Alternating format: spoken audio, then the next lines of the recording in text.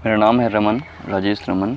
और इस वीडियो के माध्यम से हम घटना चक्र जो राजनीति शास्त्र के हैं, TGT, PET, GDC, GIC, LT grade, NET, JRF, इन तमाम चीज़ों के लिए जो घटना चक्र अभी निकली है उसके राजनीतिक सिद्धांत जो भाग हैं उस किताब में कुछ भाग हैं जिसमें राजनीतिक सिद्धांत हैं, राजनीतिक दर्शन है, भारतीय संविधान है, तुलनात्मक राजनीति हैं। ऐसे तमाम प्रश्नों का जो सार दिया हुआ है उसमें से कुछ महत्वपूर्ण प्रश्नों पर हम चर्चा करेंगे, जिसमें राजनीतिक सिद्धांत से करीब 300 प्रश्नों पर हम चर्चा करेंगे। तो आइए शुरू करते हैं उसको। जो महत्वपूर्ण है मैं बस उसी को समेट रहा हूँ।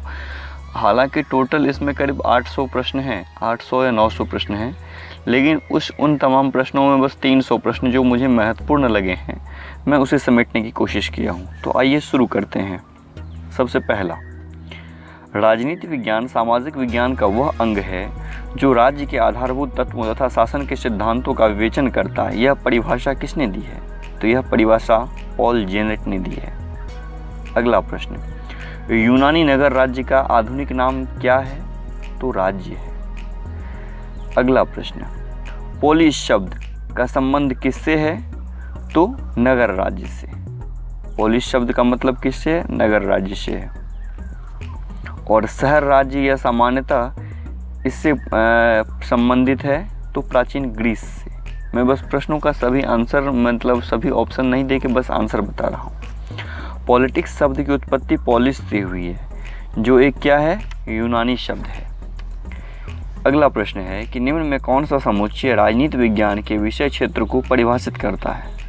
तो इसमें आंसर है राज्य, मूल्य, सरकार, निर्णय निर्माण और राजनीतिक दल।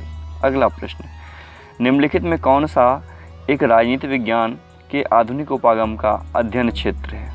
तो है लोक जीवन। अगला प्रश्न, निम्नलिखित में कौन सा आधुनिक राजनीति विज्ञान का लक्षण नहीं है? तो है मूल्य प्रधान अध्ययन राजनीति विज्ञान का लक्षण नहीं, मूल्य की बात नहीं की जाती है। अगला प्रश्न, राजनीति विज्ञान किसकी एक शाखा है? तो प्रकृति विज्ञान की नहीं है, भौतिक विज्ञान की नहीं है, समाज विज्ञान की है। अगला प्रश्न, निम्नलिखित में कौन सा राजनीति शास्त्री राजनीतिक विकास की अवधारणा से संबंधित है? तो है इल्चमैन। इल्चमैन जो है वो राजनीतिक विकास की अवधारणा से संबंधित है। अगला प्रश्न, एडवर्ड सील्ड के अनुसार राजनीतिक विकास को मापा जाना चाहिए किस चीज़ से? तो देश की राजनीतिक संस्थाओं से।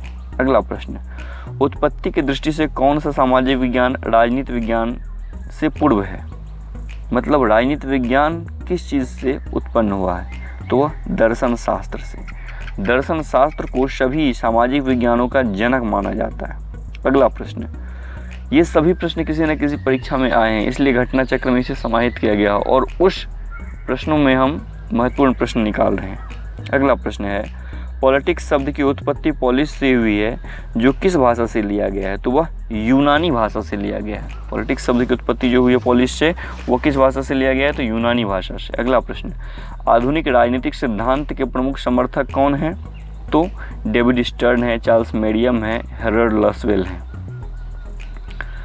आधुनिक राजनीतिक सिद्धांत के प्रमुख समर्थक में ग्राहम वलास भी हैं, लियोनार्ड व्हाइट भी हैं, क्विंसी राइट भी हैं, लॉसवेल हैं, फ्रेडरिक शुमेन हैं, ये सब तमाम लोग हैं। अगला प्रश्न, राजनीति विज्ञान का संबंध राज्य तथा उसके साधन सरकार से है, यह किसने कहा है?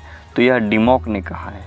डिमॉक ने कहा है कि राज्य तथा उसके साधन सरकार से हैं। राजनीति विज्ञान का संबंध राज्य तथा उसके साधन सरकार से है। अगला प्रश्न, राजनीति विज्ञान के अंतर्गत राज्य तथा सरकार का अध्ययन किया जाता है। राजनीति विज्ञान की यह परिभाषा किसने दी है? तो गिलक्राइस्ट ने दी है। अगला प्रश्न, किसने राजनीति विज्ञान को शक्ति का विज्ञान के रूप में परिभाषित किया है? तो वह कैटलिन है। कैटलिन ने राजनीति विज्ञान को शक्ति का विज्ञान के रूप में परिभाषित किया है। अगला प्रश्न, नागरिक शास्त्र शब्द की उत्पत्ति सिविक या सिविटास शब्द से हुई है, यह क्या है? एक लैटिन शब्द है। यह नागरिक शास्त्र जो है यह शब्द की उत्पत्ति सिविक या सिविटास से हुई, यह एक लैटिन शब्द है। अगला प्रश्न, नागरिक शास्त्र के अध्ययन का मुख्य विषय क्या है? तो नागरिकता है। नागरिक शास्त्र के अध्ययन का मुख्य विषय क्या है? नागरिकता है। अगला प्रश्न, किसने कहा कि निश्चित भूभाग राज्य के आवश्यक तत्व नहीं है? तो सीले ने कहा। यहाँ एक फॉर्मूला है कि ले लो डीडू हॉल, हॉल ले लो डीडू, हॉल ले लो डीडू। हॉल से हो गया हॉल, हॉल नाम ही है, ठीक। उसके बाद ले लो सीले का ले आऊँ ले, तो सीले लो विलोबी, सीले विलोबी, डी और डू, डी से एक है डुगबी और डी से है डिगविट। ये पांचों लोग जो हैं वो भूमि को राज्य का आवश्यक तत्व नहीं मानते हैं। सीले, डुगवी, डिगविट तथा हॉल। हाँ, नेक्स्ट प्रश्न, निम्नांकित में किसने भूमि को राज्य का आवश्यक तत्व नहीं माना है? तो विलोबी ने नहीं माना है। अगला प्रश्न, व्यक्ति का समस्त महत्व और उसकी संपूर्ण आध्यात्मिक यथार्थता जो कुछ उसे उपलब्ध है इसलिए है कि वह राज्य के सदस्य हैं। यह कथन किसका है? तो यह कथन हीगल का है। अगला प्रश्न, निम्नलिखित में किस विद्वान ने समाज को ईंट तथा राज्यों को सीमेंट कहा है? तो आशीर्वादम ने समाज को ईंट तथा राज्य को सीमेंट कहा है। अगला प्रश्न, मानवीय संबंधों के उस किसी भी अस्थायी रूप से राजनीतिक व्यवस्था कहेंगे जिसमें महत्वपूर्ण अंगों में शक्ति, शासन अथवा सत्ता अंतर्ग्रस्त हो। यह परिभाषा किस विद्वान ने दी है? तो यह परिभाषा रॉबर्ट डहल ने दी है। अगला प्रश्न, औचित्यपूर्ण शक्ति क्या है? तो सत्ता है। अगला प्रश्न, निम्नलिखित में कौन से एक अरस्तु के विचार ने मैकियावेली को प्रभावित किया है? तो सभी हैं। इसमें नैतिकता और राजनीति का पृथक्करण है, राज्य मनुष्य समुदाय का उच्च संगठन है, ऐतिहासिक विधि है। ये तमाम चीज़ें मैकियावेली को प्रभावित किया है। नेक्स्ट, राज्य की सर्वोच्चता का समर्थन किसने किया है? तो मैकियावेली ने राज्य की सर्वोच्चता का समर्थन किया है। अगला, शक्ति की अवधारणा सर्वप्रथम किसने दी है? तो मैकियावेली ने दी है। अगला प्रश्न, किसने कहा कि शक्ति एक विशेष प्रकार का प्रभाव है जिसके न पालन करने पर घोर हानियां उठानी पड़ सकती है? तो रॉबर्ट डहल ने कहा है। नेक्स्ट, राज्य शब्द का पहली बार प्रयोग किसने किया था? तो मैकियावेली ने। नेक्स्ट, कौन सी पुस्तक मैकियावेली के विचार को पूर्ण रूप से स्पष्ट करती है? तो आंसर है सभी, art of war, the discourse on Livy, the prince. ये सभी पुस्तक जो हैं मैकियावेली विचार को पूर्ण रूप से स्पष्ट करता है। नेक्स्ट, अरस्तु की उपेक्षा करने वाला पहला आधुनिक राजनीतिक विचारक कौन है? तो वह है हॉब्स। अरस्तु की उपेक्षा करने वाला पहला आधुनिक राजनीतिक विचारक हॉब्स है। मैकियावेली किसका समर्थक था? तो मैकियावेली राजतंत्र का भी था, लोकतंत्र का भी था और अभिजात तंत्र का भी था।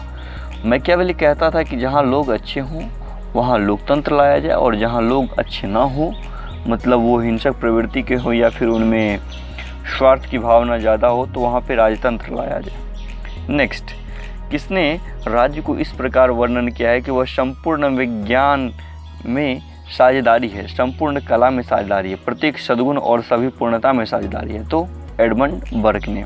नेक्स्ट, निम्नांकित में कौन सा युग्म सही नहीं है? तो इसमें अभिजात सिद्धांत पेरेटो का है, अनुदारवादी सिद्धांत बर्क का है और सामाजिक प्रसंविदा सिद्धांत रूसो का है।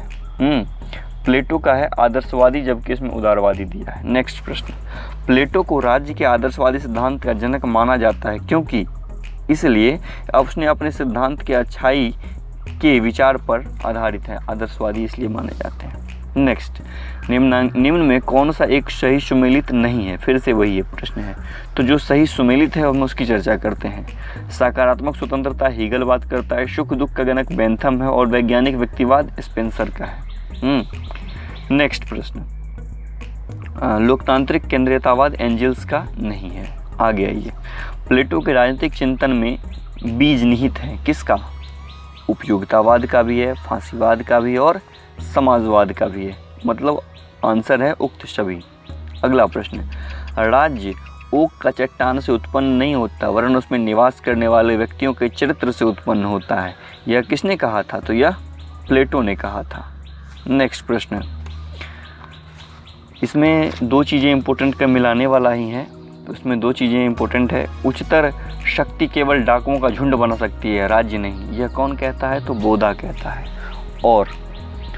और है राज्य का कार्य व्यक्ति में आत्मनिर्भरता की भावना को नष्ट करता है, उसके उत्तरदायित्व को कमजोर करता है तथा उसके चरित्र को कुंठित करता है। यह कथन है किसका? मिल का। अगला प्रश्न भी सम्मिलित करने वाला है, इसमें भी जो इम्पोर्टेंट हम उसको मिला लेते हैं। राज्य का दार्शनिक सिद्धांत बोशांके, राज्य और विधि का समान सिद्धांत केल्सन, दार्शनिक उग्रवाद बेंथम और नागरिकों के सद्गुणों में अभिवृद्धि पूर्व दशा के रूप में गणतंत्रवाद। यह कथन है मैकियावेली का। सबसे निकृष्ट राज्य भी सबसे उत्कृष्ट अराजकता से अच्छा है। यह किसका है? इसका आंसर क्या है? हॉब्स। हॉब्स कहता है कि सबसे निकृष्ट राज्य भी सबसे उत्कृष्ट अराजकता से अच्छा है। नेक्स्ट प्रश्न, राज्य के स्वरूप के बारे में निम्नांकित में कौन सा सही है? तो राज्य साध्य का एक साधन है, ये सही है। नेक्स्ट प्रश्न, राज्य साधन है साध्य नहीं है, यह सिद्धांत किसका है? उदारवादी का। राज्य को वह साधन मानता है, साध्य नहीं मानता है। नेक्स्ट, एक आधुनिक राज्य संविधान के बिना राज्य नहीं अपितु अराजकता का शासन होगा। कौन कहता है? जेलिनेक कहता है। जेलिनेक कहता है कि एक आधुनिक राज्य संविधान के बिना राज्य नहीं अपितु अराजकता का शासन है। नेक्स्ट, निम्न में किसको अरस्तु ने सरकार का विकृत रूप के रूप में संदर्भ किया है? तो कुलीन तंत्र, लोकतंत्र और निरंकुश तंत्र, तीनों को अरस्तु ने सरकार के विकृत रूप के संदर्भ में वर्गीकृत किया है। अरस्तु राज्य को विकास का परिणाम मानता है। पॉलिटिक्स और द कॉन्स्टिट्यूशन अरस्तु के द्वारा लिखे गए 2 राजनीतिक ग्रंथ हैं। नेक्स्ट प्रश्न, राजनीतिक कृतज्ञता का सिद्धांत किसने प्रतिपादित किया है? तो T.H. ग्रीन ने कृतज्ञता का सिद्धांत प्रतिपादित किया है। संकल्पना की शक्ति राज्य का आधार है, किसने कहा था? तो ग्रीन ने कहा था संकल्पना की शक्ति राज्य का आधार है। नेक्स्ट प्रश्न, आदर्शवाद क्या है? तो आदर्शवाद है राज्य का समर्थक। ऑप्शन 4 है, आदर्शवाद है राज्य का समर्थक, राज्य के विरुद्ध, तो उसमें राज्य का समर्थक ही होगा। नेक्स्ट, निम्न में से किस तत्व को प्लेटो ने अधिक महत्व नहीं दिया? तो उद्यमिता को प्लेटो ने अधिक महत्व नहीं दिया। किन चीज़ों को महत्व दिया प्लेटो ने? तो वो है कि विवेक, शौर्य और क्षुधा, इन तीनों चीज़ों पर उनका सिद्धांत आधारित है। प्लेटो के अनुसार राज्य की जनसंख्या 5040 होनी चाहिए था। प से प्लेटो, प से 50-40। नेक्स्ट, वुडरो विल्सन के अनुसार कौन कार्य राज्य का ऐच्छिक कार्य है? तो श्रम कानून बनाना राज्य का ऐच्छिक कार्य है। नेक्स्ट, राज्य ना ही ईश्वर की रचना है, ना श्रेष्ठ शारीरिक बल की, ना ही प्रस्तावों एवं सम्मेलन की कृति है, न परिवार का मात्र विस्तार है। यह कथन किसका है? तो यह कथन है गवर्नर का। नेक्स्ट प्रश्न, मैकाइवर के अनुसार राज्य को निम्न में कौन संबंधित कार्य नहीं करनी चाहिए? तो साहित्य और कला। मैकाइवर कहता है कि राज्य को साहित्य और कला पर नियंत्रण नहीं करनी चाहिए। नेक्स्ट प्रश्न, राज्य एक निश्चित भूभाग में जनता द्वारा कानून स्थापना के लिए संगठित समूह का नाम है। तो इसका आंसर नहीं दिया है, जो ऑप्शन है उसमें इसका आंसर नहीं दिया है, इसका आंसर है वुडरो विल्सन। अगला प्रश्न है, राज्य परिवारों और गांवों का संगठन है जिसका उद्देश्य एक पूर्ण और आत्मनिर्भर जीवन प्रदान करना है। इस बात को कौन पुष्ट करता है? तो अरस्तु आत्मनिर्भर जीवन पे बहुत ज़्यादा फोकस करते हैं कि राज्य को अपने पे आत्मनिर्भर होना चाहिए। अगला प्रश्न है, राज्य एक परिवार का विस्तार है, ऐसा किसने कहा? तो यह भी अरस्तु ने ही कहा। अरस्तु और प्लेटो ने बस अंतर यहाँ है कि अरस्तु कहता है कि राज्य परिवार का विस्तार मात्र है, या फिर वो कहता है कि राज्य जो है सो व्यक्ति का पूर्वगामी है, मतलब राज्य ऑलरेडी पहले से है। प्लेटो उसके जस्ट अपोजिट कहता है राज्य व्यक्ति का बृहद रूप है, व्यक्ति का और यहाँ परिवार का, दोनों में अंतर है। अरस्तु परिवार को केंद्र मानता है जबकि प्लेटो राज्य को केंद्र और व्यक्ति को केंद्र मानता है। प्लेटो कहता है व्यक्ति का बृहद रूप है राज्य, इसलिए कन्फ्यूजन में ना हो, जब भी आत्मनिर्भरता की बात हो या फिर परिवार के विस्तार की बात हो तो वहाँ पे अरस्तु ही आएंगे। अगला प्रश्न, किसने कहा कि जो अरस्तु का आदर्श राज्य है वही प्लेटो का द्वितीय सर्वश्रेष्ठ राज्य है? तो आंसर है सेवाइन ने ऐसा कहा है। नेक्स्ट, किसने राज्य को एक संप्रभु भूक्षेत्रीय समूह कहा है? तो वह है लासवेल ने कहा है। नेक्स्ट, राज्य एक संसार है जिसे आत्मा अपने लिए बनाती है, यह कथन किसका है? तो यह कथन हीगल का है। नेक्स्ट, निम्नलिखित विचारकों में कौन एक राज्य के यांत्रिक स्वरूप की अवधारणा का समर्थक नहीं है? तो वह ग्रीन है, ग्रीन उसका समर्थक नहीं है। नेक्स्ट, राज्य विधि का शिशु तथा जनक दोनों है, यह कथन किसका है? बहुत इंपॉर्टेंट प्रश्न है कि राज्य विधि का शिशु और जनक दोनों है, तो यह मैकाइवर ने कहा है। अगला प्रश्न, आधुनिक राज्यों की स्थिति समूह बनाम राज्यों की होती जा रही है। आधुनिक राज्यों की स्थिति समूह बनाम राज्यों की होती जा रही है, यह कथन किसका है? तो यह कथन बाड़कर का है। नेक्स्ट, कुछ कौवे की भी आवाज़ आ रही हैं, आप जहाँ भी हों सुने। हम बगीचा में इसको रिकॉर्ड कर रहे हैं, तो बड़ा अच्छा माहौल है, बड़ी शांति है, सुकून है, कुछ चिड़ियाँ चहचहा रही हैं, बड़ा अच्छा लग रहा है। चलिए आइए प्रश्न लगाते हैं। निम्नलिखित में कौन सा युग्म सही है? तो 3-4 हैं इसमें। सही जो है मैं वो बता रहा हूँ कि मनुष्य का प्राकृतिक अधिकार, इसकी बात लॉक करते हैं। नेक्स्ट प्रश्न, राज्य का स्वरूप मूलतः निगम के समान है, यह कथन किसका है? तो यह कथन मैकाइवर का है। राज्य का स्वरूप मूलतः कैसा है? निगम के समान है। नेक्स्ट, लॉस्की के अनुसार राज्य कैसा है? समाज का सेवक है। नेक्स्ट प्रश्न आते हैं, सप्तांग सिद्धांत के प्रतिपादक उसमें मनु और कौटिल्य जब दोनों हो तब बताएं। तो तब कौटिल्य नहीं लगाना है। हाँ, कौटिल्य के विदेश नीति में खड़यंत्र, हाँ, पंचशील खड़यून का भाग्य नहीं है। हाँ, खड़यून का उल्लेख जो किया गया है वह संधि, विग्रह, आसन, यान, संशय और द्वैधीवाद, ये प्रश्न पूछे जाते हैं। उसमें खास करके संशय को जरूर रखा जाता है ऑप्शन में, और लोग संशय को गलत मार के आ जाते हैं कि ये नहीं है। तो याद कर ले, संधि, विग्रह, आसन, यान और संशय और द्वैधीभाव, ये 6 हैं। नेक्स्ट प्रश्न, निम्नलिखित में किस विचारक ने अपने चिंतन में राज्य और समाज में विभेद नहीं किया है? तो हीगल ने राज्य और समाज में विभेद नहीं किया है। नेक्स्ट, निम्नलिखित में कौन समाज एवं राज्य में भेद किया है? तो वह मैकाइवर ने समाज और राज्य में भेद किया है। नेक्स्ट, सभी कुछ राज्य में निहित है, राज्य के बाहर कुछ भी नहीं है, राज्य ही सर्वोपरि है, यह किस में है? सर्वाधिकारवाद में है। सर्वाधिकारवाद सब कुछ राज्य के अंतर की बात करता है। नेक्स्ट, सामंतशाही इसका प्रबल वैशिष्ट्य था, किसका? पवित्र रोमन साम्राज्य का। नेक्स्ट, स्थानीय कानून को बनाने तथा लागू करने की स्वतंत्रता, अधिकारों को प्रदान करने की क्षमता और दायित्वों के निर्वहन की अंतर्राष्ट्रीय विधि के अंतर्गत होना क्या कहलाता है? तो राज्य कहलाता है। नेक्स्ट, मिलाने वाला है, तो बस इसमें मैं आंसर बता रहा हूँ कि वैज्ञानिक समाजवाद, इसमें होगा राज्य शोषण का यंत्र है। प्रत्ययवाद, यह राज्य के तत्व मीमांसावादी सिद्धांत की बात करता है। अराजकतावाद, राज्य अनावश्यक और अवांछनीय दोनों है। अगला, अधिनायकवाद, एक व्यक्ति अथवा दल में असीमित शक्ति है। इस तरह से हमारा इसका पहला इकाई खत्म होता है। अब हम चलते हैं राज्य की उत्पत्ति से संबंधित विविध सिद्धांत पे, उनसे संबंधित प्रश्न हम लगाएंगे।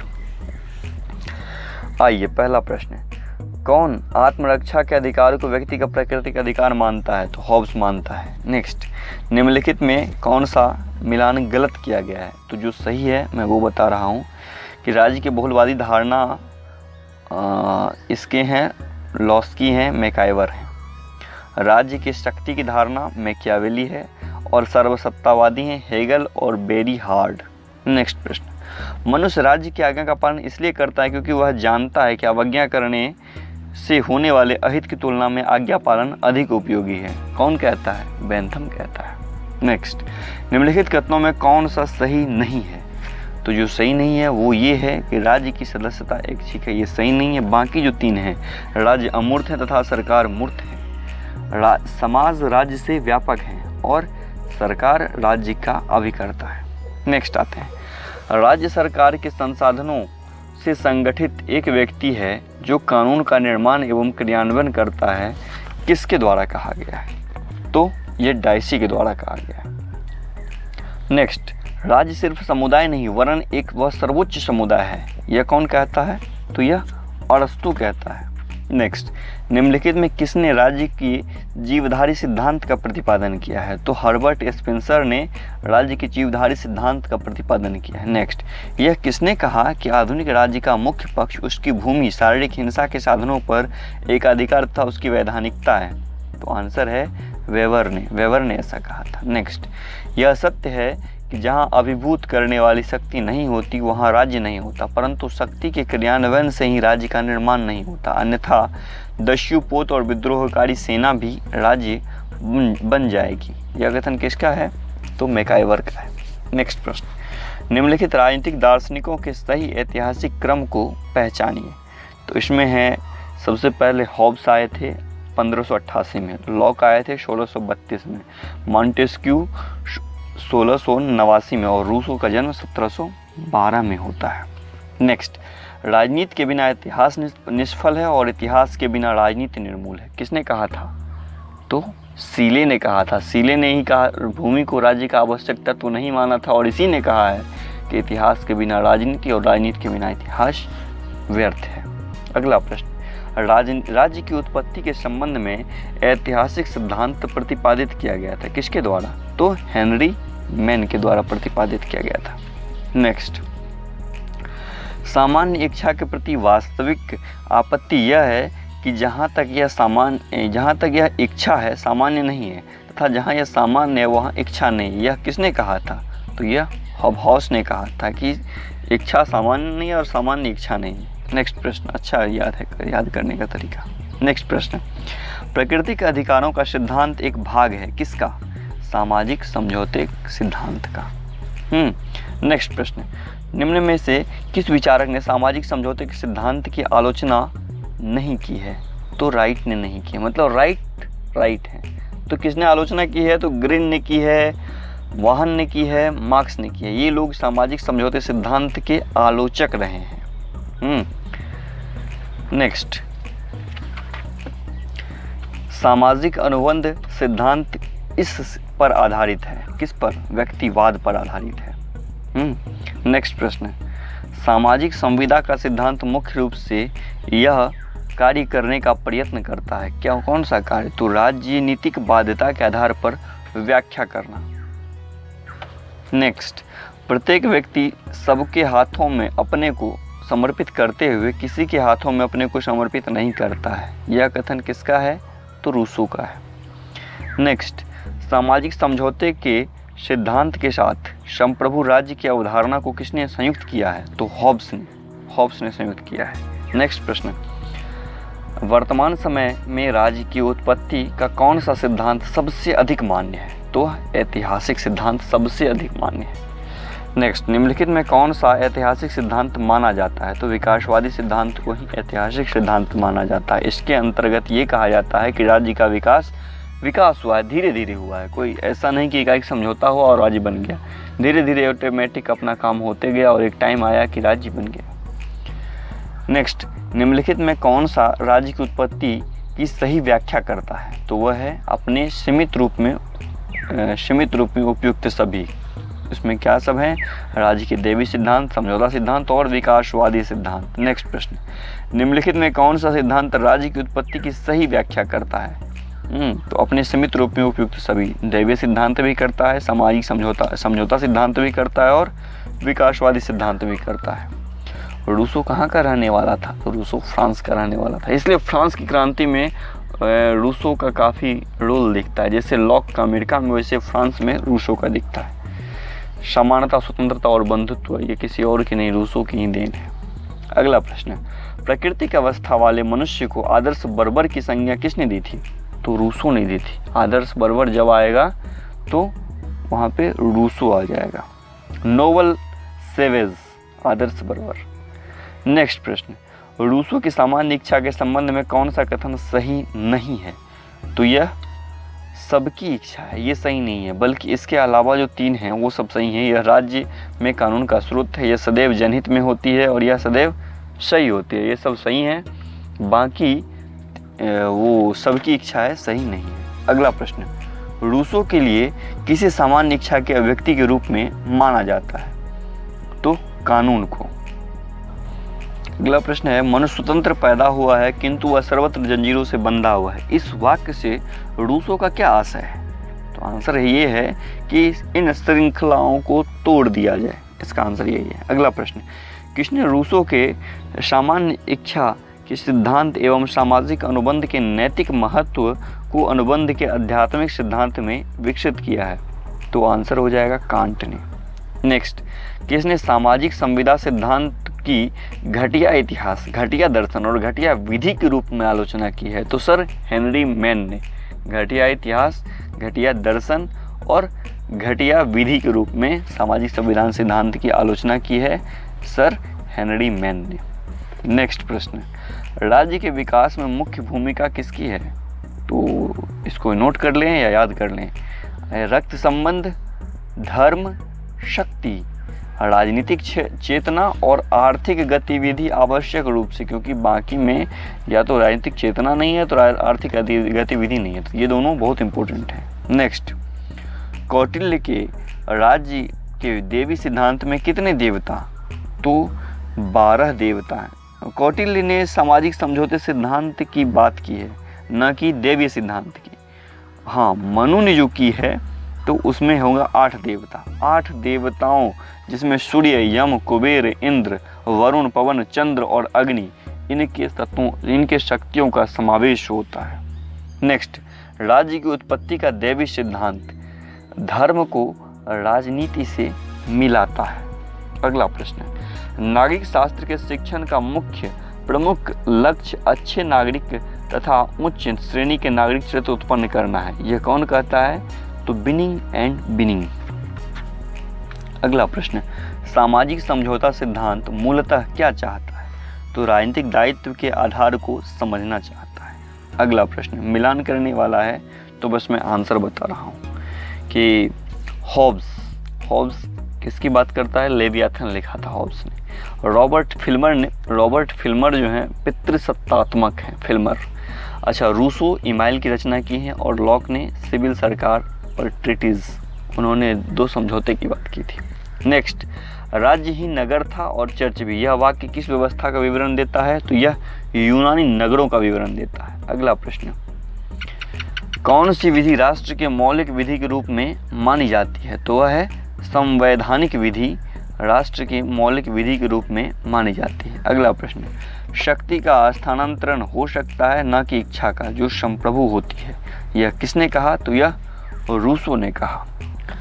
अगला प्रश्न है, राज्य की सत्ता जिसके पास अंतिम आदेश जारी करने की वैधानिक शक्ति है। अब यहाँ 2 है तो 4 ऑप्शन, लेकिन 2 कन्फ्यूजिंग वाला है। एक है वास्तविक संप्रभुता, एक है विधिक संप्रभुता। तो दोनों में विधिक हो जाएगा, न कि वास्तविक होगा। अगला प्रश्न, यह कथन किसने कहा है कि कानून न केवल जनमत के आधार पर बने बल्कि कानून जनमत के आगे भी चले? तो यह डॉक्टर PS मोहार ने कहा है। अगला प्रश्न, किसके अनुसार कानून बाह्य कार्यों के वे सामान्य नियम हैं जिन्हें प्रभुत्व संपन्न राजनीतिक सत्ता लागू करती है? तो वह है हॉलैंड ने। अगला प्रश्न, कानूनी अधिसत्ता की संकल्पना पहली बार किसने प्रस्तुत किया था? तो हॉब्स ने किया था। कानूनी अधिसत्ता की संकल्पना पहली बार हॉब्स ने लागू किया था। अगला प्रश्न, कानून संप्रभु का आदेश है, यह कथन किसका है? तो यह ऑस्टिन का है। कानून संप्रभु का आदेश है, यह कथन ऑस्टिन का है। अगला प्रश्न, अंतः प्रकृति का कानून उचित तर्क का आदेश है, किसने कहा था? तो हॉब्स ने कहा था। अगला प्रश्न, कानून का सर्वाधिक स्वीकृत सिद्धांत है कौन सा? आदेशात्मक सिद्धांत है। अगला प्रश्न, वास्तविक कानून उसका आदेश है जिसे दूसरों को आदेश देने का अधिकार रहता है, यह कथन किसका है? तो यह कथन हॉब्स का है। अगला प्रश्न, भारत में संप्रभुता कहाँ निवास करती है? तो जनता में निवास करती है। अगला प्रश्न, राजनीतिक संप्रभुता राज्य के उन प्रभावों का समूह है जो कानून के पीछे रहती है, कौन कहता है? गिलक्राइस्ट कहता है। अगला प्रश्न, वैधानिक संप्रभुता के पीछे एक राजनीतिक संप्रभु की खोज की कोशिश संप्रभुता की समूची धारणा को खत्म कर देती है और संप्रभुता को प्रभावों की सूची मात्र बना देती है, यह कथन किसका है? तो गेटेल का है। अगला प्रश्न, संप्रभुता की अवधारणा निम्नलिखित में से मुख्यतः क्या है? तो वैधानिक है। अगला, बाह्य संप्रभुता की अवधारणा किसने दी? तो ग्रेसियस ने बाह्य संप्रभुता की अवधारणा दी। अगला प्रश्न, संप्रभुता की आधुनिक अवधारणा का प्रतिपादन किसने किया है? तो बोंदा ने किया है। बोंदा ने संप्रभुता के आधुनिक अवधारणा का प्रतिपादन किया है। निरंकुश संप्रभुता की बात हॉब्स ने की है। अगला प्रश्न है, किसने कहा था कि सर्वसत्ता यह राज्य की पूर्णता है?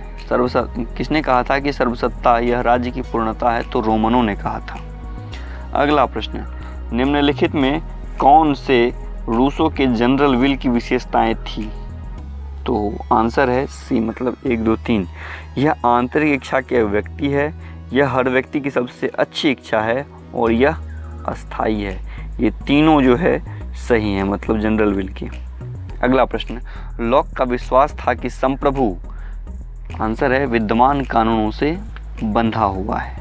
अगला प्रश्न, लॉक के अनुसार संप्रभुता के विरुद्ध विद्रोह का निर्णय लिया जाता है किसके द्वारा? सर्वानुमति से लिया जाता है। नेक्स्ट, रूसो लॉक से पूर्णतः प्रभावित है प्राकृतिक अधिकारों के सिद्धांत से। अगला प्रश्न, निम्नलिखित में कौन एक संप्रभुता के औद्यत्यवादी सिद्धांत का समर्थक नहीं है? तो डुगवी औद्यत्यवादी सिद्धांत का समर्थक नहीं है।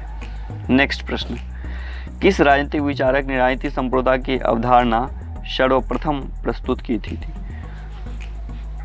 इसका आंसर स्पष्ट नहीं, आप लोग खोजिएगा कि राजनीतिक संप्रभुता की अवधारणा सर्वप्रथम किसने प्रस्तुत की थी। नेक्स्ट, निम्नलिखित में कौन सा संप्रभुता की विशेषता नहीं है? तो विभाज्यता संप्रभुता की विशेषता नहीं है।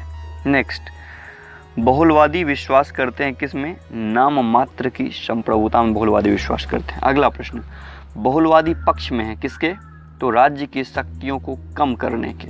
अगला प्रश्न, अनेकवादी इसमें विश्वास करते हैं किसमें? सांकेतिक अधिसत्ता में अनेकवादी विश्वास करते हैं, सांकेतिक। नेक्स्ट, ऑस्टिन की प्रभुता के सिद्धांत का सर्वाधिक महत्वपूर्ण निर्धारक तत्व है क्या? यह निरंकुश है। ठीक। अगला प्रश्न, निम्नलिखित में कौन एक बहुलवादी है?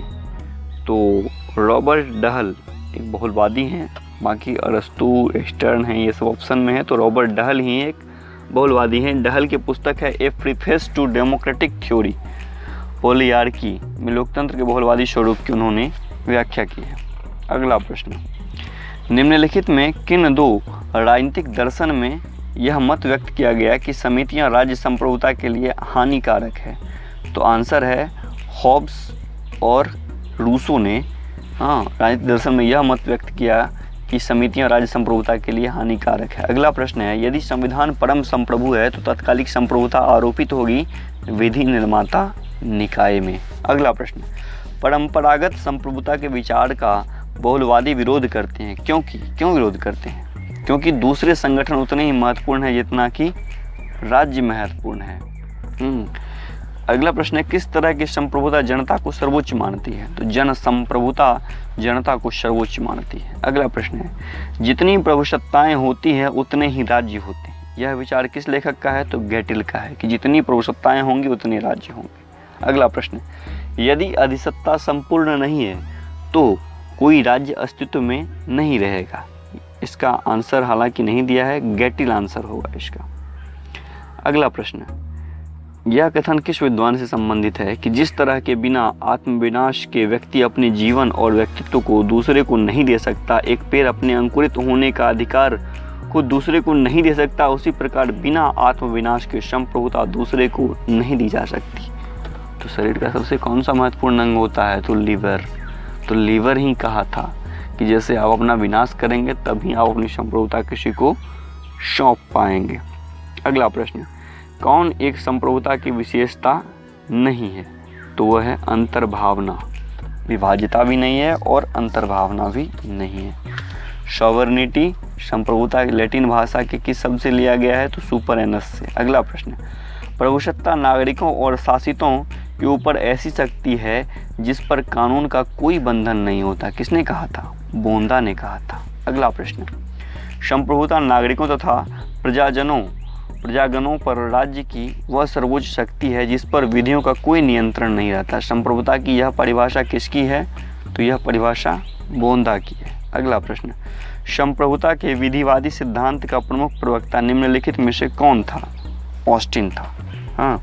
अगला प्रश्न, हॉब्स के अनुसार संप्रभु मध्य विभेदीकरण का स्रोत है कौन? अच्छाई और बुराई, नैतिक और अनैतिक, न्यायी और अन्यायी, उपयुक्त सभी हैं। हॉब्स के अनुसार संप्रभु मध्य विभेदीकरण का स्रोत। अगला प्रश्न, निम्नलिखित में कौन नागरिक संप्रभुता सिद्धांत से संबद्ध है? तो R.H. टोनी नागरिक संप्रभुता सिद्धांत से संबंध है। अगला प्रश्न, निम्नांकित में किसका यह विचार है कि सार्वजनिक सेवा न कि संप्रभुता राज्य की अनिवार्य विशेषता है? तो लियो डुगवी का। नेक्स्ट, जब संप्रभुता सही हाथों में विद्यमान होती है तो स्वतंत्रता बढ़ जाती है। बहुत ही महत्वपूर्ण प्रश्न है, क्या आंसर होगा? तो आइजिया बर्लिन ने कहा कि संप्रभुता अगर सही हाथों में होगी तो स्वतंत्रता बढ़ जाएगी ऑटोमेटिक। अगला प्रश्न, किसने परिभाषित किया कि संप्रभुता ऐसी सर्वोच्च सत्ता है जो अन्य किसी सांसारिक सत्ता से स्वतंत्र है? तो ओपेनहाइमर। नेक्स्ट, यह अंतिम प्रश्न है इस भाग का। संप्रभुता एक संपूर्ण वस्तु है, इसे विभाजित करने का अर्थ है इसे नष्ट करना। यह राज्य की सर्वोच्च शक्ति है। हम जितना अर्ध वर्ग अथवा अर्ध त्रिभुज की बात कर सकते हैं उतनी ही अर्ध संप्रभुता की। यह किसने कहा है? तो कैलहाउन ने।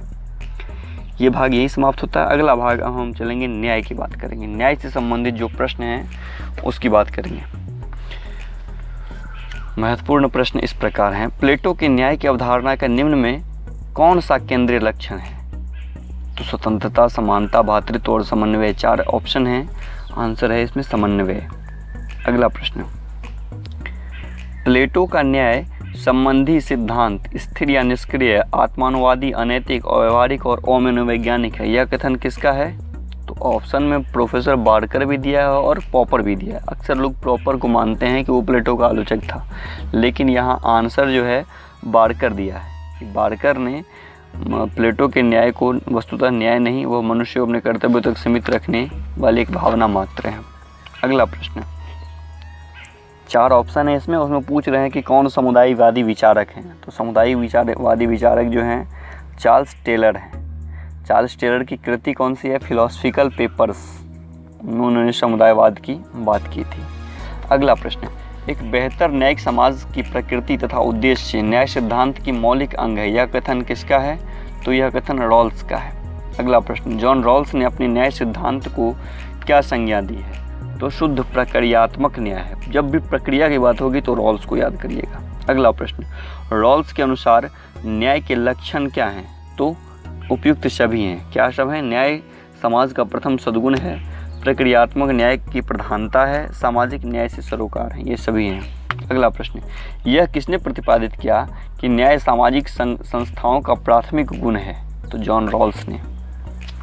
अगला प्रश्न, किसने कहा कि यदि न्यायिक व्यवस्था ना हो तो राज्य लुटेरों की टोली बन जाएगी? तो ऑगस्टाइन ने। ऑगस्टाइन का जन्म कब हुआ है? 354 से 430 शताब्दी के बीच में इनका जीवन काल रहा है। 354 ईस्वी से लेकर 430 ईस्वी तक। इन्होंने कहा था कि राज्य में अगर न्याय नहीं होगा तो वह लुटेरों की या डाकुओं की टोली बन जाती है। अगला प्रश्न, जस्टिस शब्द जस से निकला है। जस का संबंध निम्न में किस भाषा से है? तो जस का संबंध लैटिन भाषा से है। अगला प्रश्न, सामाजिक न्याय की अवधारणा पर निम्न में कौन बल देता है? तो मार्क्सवादी बल देते हैं सामाजिक न्याय की अवधारणा पर। अगला प्रश्न, वितरक न्याय के सिद्धांत का प्रतिपादन सबसे पहले किया गया था किसके द्वारा? तो अरस्तू के द्वारा सबसे पहले किया गया था वितरक न्याय का सिद्धांत। अगला, मिलान करने वाला इसमें इम्पोर्टेंट हैं 2, उनको मैं बताता हूँ कि सार्वजनिक उपयोगिता न्याय की उत्पत्ति का एकमात्र स्रोत है। यह कहता है, कौन कहता है? यह ह्यूम कहता है। अगला, न्याय का अर्थ है प्राथमिक वस्तुओं का न्यायपूर्ण वितरण। यह रॉल्स की बात करता है, रॉल्स इसकी बात करता है। और रॉल्स और अमर्त्य सेन में अंतर यही है कि रॉल्स कहता है कि सभी चीज़ों को उचित प्रकार से बांट दो, मतलब अमीरों से टैक्स लो और गरीबों में उसका वितरण कर दो, या फिर सभी गरीबों को उस हिसाब से वितरण करो कि सबको सब कुछ मिल जाए। लेकिन अमर्त्य सेन कहता है कि देने से कुछ नहीं होगा, आपको उन्हें सिखाना होगा। अगर आप स्किल्स का डेवलप कर देते हैं तो वो चीज़ें वो खुद गेन कर सकता है। आइए नेक्स्ट, संसद और संविधान इसके उपकरण हैं, किसके? तो कानूनी न्याय के। किसने न्याय को न्याय उचितता के रूप में घोषित किया है? तो जॉन रॉल्स ने न्याय उचितता या औचित्यपूर्ण न्याय की बात की है, रॉल्स ने। अगला प्रश्न, न्याय आत्मा का गुण था अन्यथा अन्याय दुर्गुण क्या है? न्याय आत्मा का गुण था और अन्याय दुर्गुण किसने कहा था? तो यह प्लेटो ने कहा था। न्याय खत्म हो गया। अब हम चलते हैं व्यक्तिवाद पे। व्यक्तिवाद व समाजवाद में किस प्रकार का संबंध है? तो परस्पर विरोध है। यह आंसर तो यही दिया है, परस्पर विरोधी विचारधारा है व्यक्तिवाद और समाजवाद। अगला प्रश्न, इनमें से किस विचार को प्रायः व्यक्तिवादी विचारक अपने अनुकूल पाते हैं? तो डार्विन के अनुकूलतम की अतिजीवता के सिद्धांत जो है इसका आंसर है कि इस विचार को प्रायः व्यक्तिवादी विचारक अपने अनुकूल पाते हैं। अगला प्रश्न, कौन सा राजनीतिक सिद्धांत राज्य को एक आवश्यक बुराई मानता है? तो शास्त्रीय उदारवाद राज्य को एक आवश्यक बुराई मानता है। वैज्ञानिक व्यक्तिवाद की अवधारणा को किसने विकसित किया था?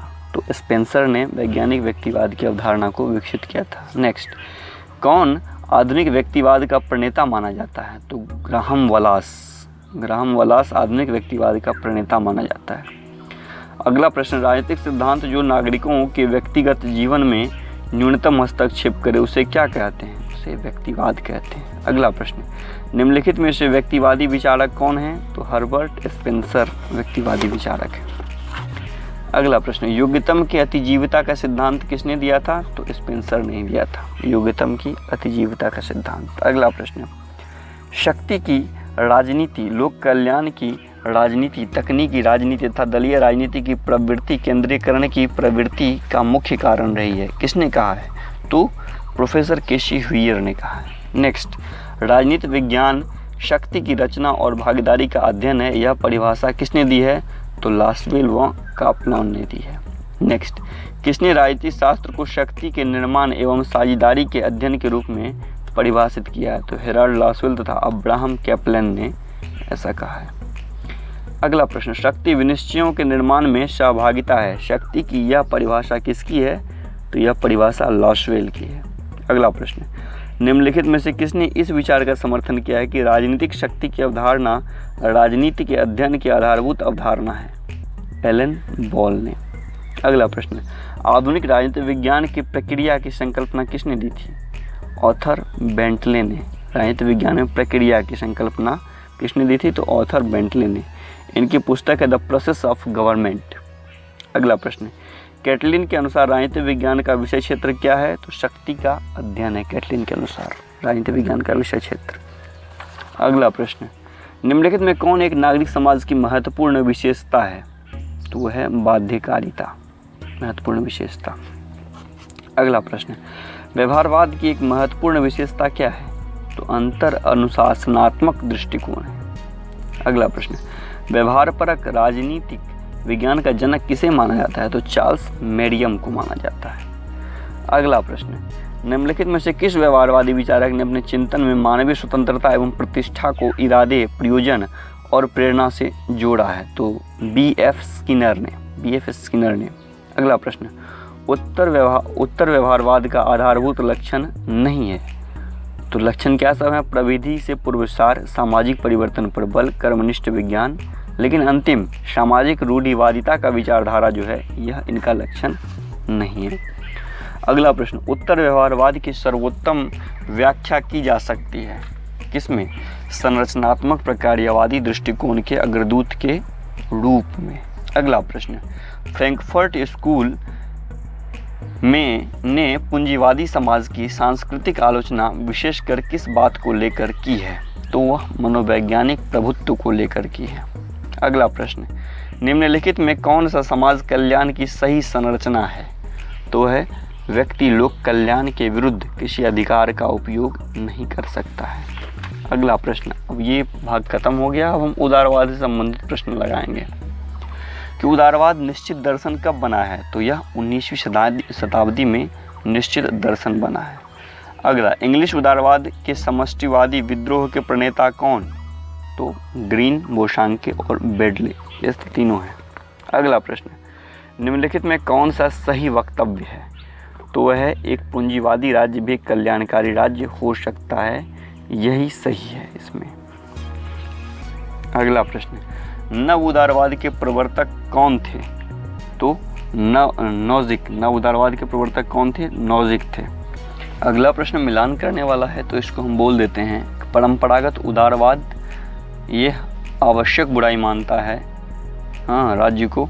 अगला, उदारवादी आदर्शवाद आवश्यक भलाई। आदर्शवादी हीगलवादी आदर्शवाद नैतिकता व विधिकता की अभिव्यक्ति करता है और मार्क्सवाद उत्पीड़क संस्था की बात करता है। अगला प्रश्न है, निम्न में कौन नव उदारवाद का प्रमुख तर्क नहीं है? तो वर्ण के परास को मजबूत करने के लिए सक्षमकार संसाधन व्यक्तियों और समूहों को प्रदान किए जाने चाहिए। ये इसका तर्क नहीं है। अगला प्रश्न, कौन नव उदारवाद से संबंधित है? तो हायक भी है, नोजिक भी है, उपयुक्त सभी भी आंसर है। मिल्टन फ्राइडमैन, मतलब हायक, नोजिक और मिल्टन फ्राइडमैन ये सभी नव उदारवाद से संबंधित हैं। अगला प्रश्न, अनियंत्रित बाजार आधारित पूंजीवाद का परिणाम होगा कार्यकुशलता, उत्पादन वृद्धि तथा व्यापक संपन्नता। यह विश्वास किससे जुड़ा है?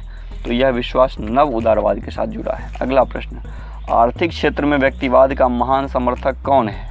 तो एडम स्मिथ है। एडम स्मिथ आर्थिक क्षेत्र में व्यक्तिवाद का महान समर्थक है। अगला प्रश्न, निम्नलिखित में कौन विकास के परंपरागत दृष्टिकोण से संबंधित है? तो फ्रेडरिक लिस्ट। अगला प्रश्न, ग्रीन के संपत्ति संदर्भ में विचार छाप रखते हैं किसके? उदारवाद के। अगला प्रश्न है कि सामाजिक अभियांत्रिकी का सिद्धांत प्रस्तुत करने वाले उदारवादी विचारक कौन हैं?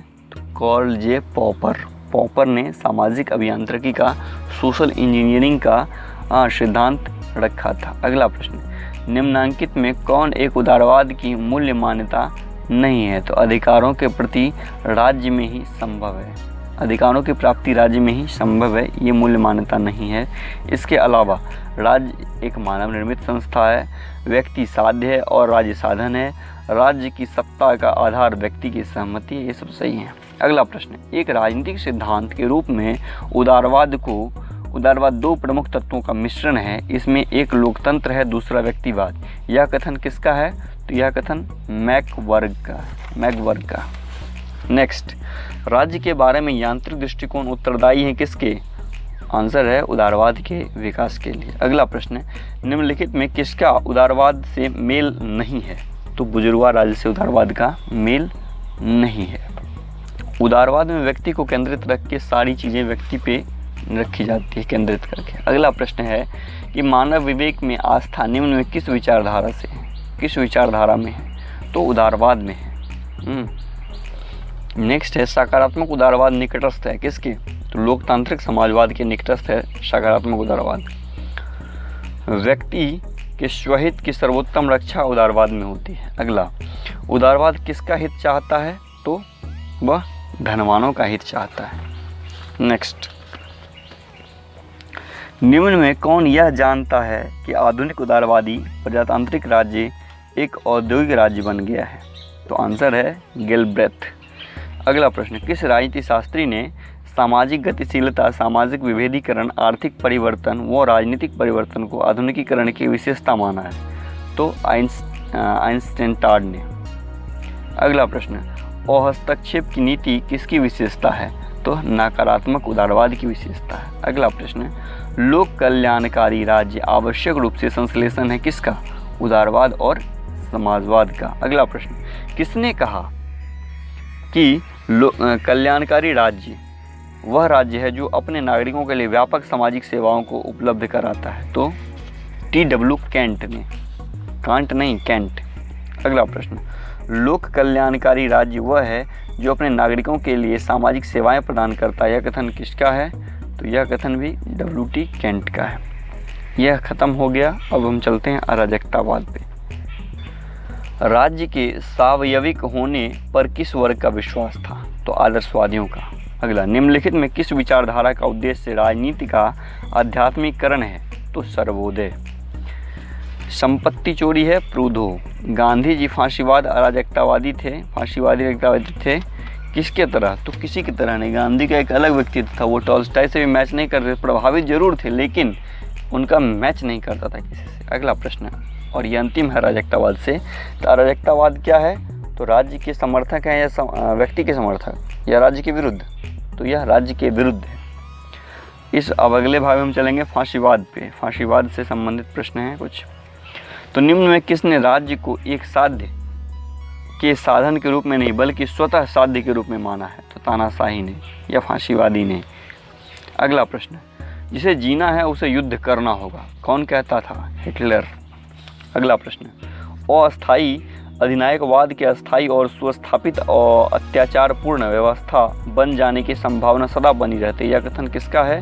तो यह कथन है केसी वियर का, कि अस्थायी अधिनायकवाद की अस्थायी और सुस्थापित विचारपूर्ण व्यवस्था बन जाने की संभावना सदा बनी रहती है। अगला प्रश्न है कि निम्नलिखित में कौन सी फांसीवाद की एक विशेषता नहीं है?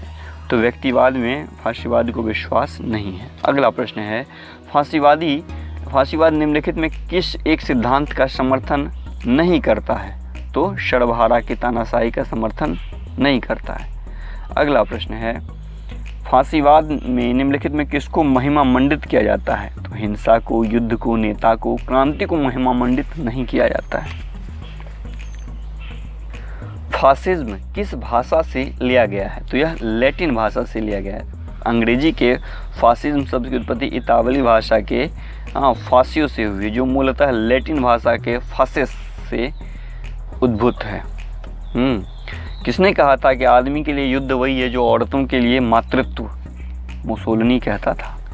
अगला, मेरा प्रोग्राम, मेरा कार्यक्रम कार्य है, बात नहीं, यह कथन किसका है? तो मुसोलिनी का है। अगला प्रश्न, निम्नलिखित में से किसने फांसीवाद के सिद्धांत का वर्णन इस रूप में किया है कि वह समाजवाद का राष्ट्रवादी रूप है? तो एल्फ्रेडो रोक्को ने इसकी बात की है। अगला प्रश्न है, फांसीवादियों के अनुसार जनतंत्र का सर्वाधिक वास्तविक रूप निम्न में किसके द्वारा चलाई जाने वाली सरकार में पाया जाता है? तो अभिजात वर्ग में।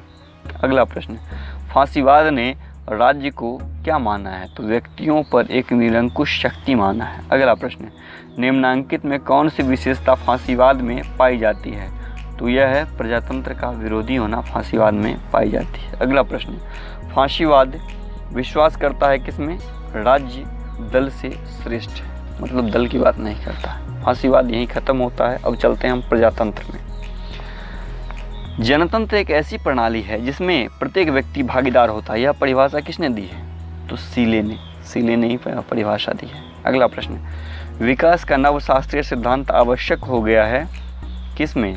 तो उपयुक्त सभी, मतलब 19वीं शताब्दी में तकनीकी और शास्त्रीय खोजों के कारण, यूरोप में कामगारों की स्थिति में तेजी गिरावट के कारण और मार्क्स की शिक्षाओं से क्रांति के भय के कारण। अगला प्रश्न, यह वक्तव्य किसने दिया कि जनमत की नियंत्रण प्रक्रिया ही लोकतंत्र की गतिशीलता है? तो मैकाइवर ने।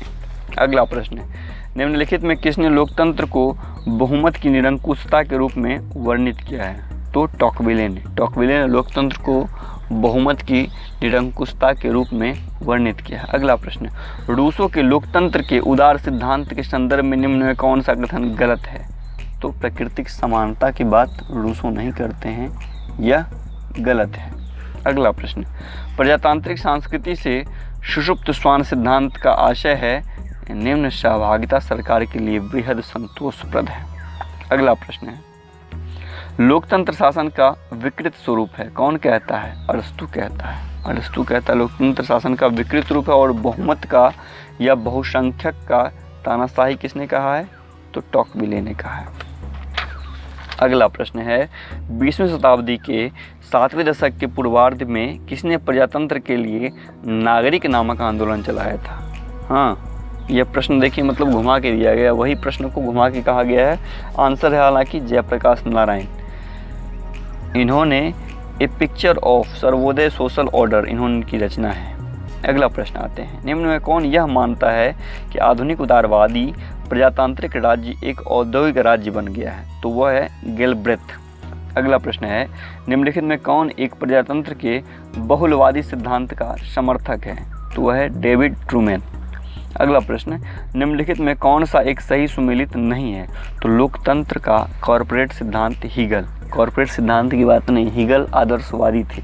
इसके अलावा लोकतंत्र का बहुलवादी दृष्टिकोण रॉबर्ट हल सही है, लोकतंत्र का अभिजनवादी दृष्टिकोण मोस्का सही है, लोकतंत्र का नव दक्षिण पंथी दृष्टिकोण डेविड मार्कंड सही है। अगला प्रश्न, निम्न में किस विचारक ने प्रत्यक्ष प्रजातंत्र के स्थान पर प्रतिनिधात्मक प्रजातंत्र का समर्थन किया है? तो मेडिसिन ने प्रत्यक्ष प्रजातंत्र की जगह पे प्रतिनिधात्मक प्रजातंत्र का समर्थन किया है। अगला प्रश्न है, प्रत्यायुक्त विधान व्यवस्था से किसकी शक्ति में सर्वाधिक वृद्धि हुई है?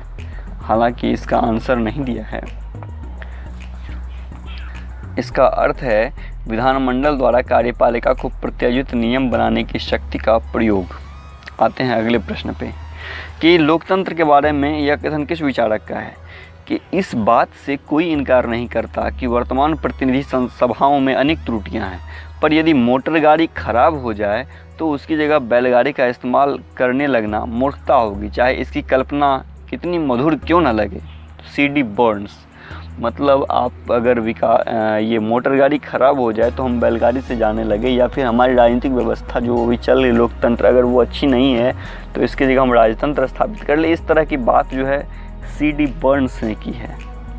इन्होंने कहा है कि सभी प्रकार का शासन शिक्षा प्रदान करने का एक पद्धति है और आत्मशिक्षा ही सबसे अच्छी शिक्षा है, इसलिए सबसे अच्छा शासन स्वशासन है जो कि लोकतंत्र है। अगला प्रश्न है, निम्न में कौन लोकतंत्र को स्वीकृत पागलपन कहता है? टेलीरैंड कहता है लोकतंत्र को स्वीकृत पागल। लोकतंत्र के बारे में थोड़ा सा कुछ और कोटेशन हम लोग देखेंगे। प्लेटो और अरस्तु के अनुसार लोकतंत्र भीड़तंत्र या मूर्खतंत्र यह विकृत व्यवस्था है। कार्लाइल के अनुसार लोकतंत्र लाखों मूर्खों की सरकार है। ल्यूडोविकी के अनुसार लोकतंत्र का अर्थ मृत्यु है। वाटरवेल के अनुसार लोकतंत्र भ्रष्ट प्लेटोवाद है। बार्कन के अनुसार लोकतंत्र जुगारों का शासन है, जुगारों का। अगला प्रश्न है, किसने लोकतंत्र को एक जीवन शैली के रूप में परिभाषित किया है? तो T.V. स्मिथ ने लोकतंत्र को जीवन शैली के रूप में परिभाषित किया है। अगला, प्रतिनिधित्व का कौन सा सिद्धांत प्रत्यक्ष लोकतंत्र को प्रतिष्ठा देता है? तो क्रांतिकारी सिद्धांत प्रत्यक्ष लोकतंत्र को प्रतिष्ठा देता है। अगला प्रश्न, सभी मनुष्यों को कुछ समय के लिए और कुछ मनुष्यों को सदैव के लिए मूर्ख बनाया जा सकता है, लेकिन सभी मनुष्यों को सदैव के लिए मूर्ख नहीं बनाया जा सकता है। कौन कहता है? अब्राहम लिंकन कहता है। सीले कहता है लोकतंत्र वह शासन है जिसमें हर व्यक्ति भाग लेता है, और डैसी कहता है लोकतंत्र सरकार का ऐसा रूप है जिसमें जनता का एक बड़ा भाग शासन करती है। अगला प्रश्न आते हैं, किसने कहा प्रजातंत्र ऐसा शासन है जिसमें प्रत्येक व्यक्ति की हिस्सेदारी होती है? तो सीले कहता है। यदि अति समानता से प्रजातंत्र भ्रष्ट होता है तो साथ ही अति समानता की भावना से वह नष्ट हो जाएगा। यह कथन किसका है? तो यह कथन अरस्तु का है। अगला है प्रश्न मिलाने वाला है, इसको मैं बस बता दे रहा हूँ कि सुरक्षात्मक लोकतंत्र की बात रॉबर्ट हल करते हैं, पीपल्स लोकतंत्र की बात लेनिन करते हैं, बहुल लोकतंत्र की बात अरस्तु करते हैं, शास्त्रीय लोकतंत्र की बात जॉन लॉक करते हैं। अगला प्रश्न, राजनीतिक प्रतिनिधित्व सुनिश्चित किया जाता है राजनीतिक दल, विधानपालिका और संविधान से। अगला प्रश्न, उदार लोकतंत्र का सबसे विशिष्ट लक्षण है क्या? यह सभी व्यक्तियों के मतों को समान मानता है। अगला प्रश्न, कौन सी दल पद्धति लोकतंत्र के स्थायित्व के लिए सबसे उपयुक्त है? तो वह द्विदलीय पद्धति।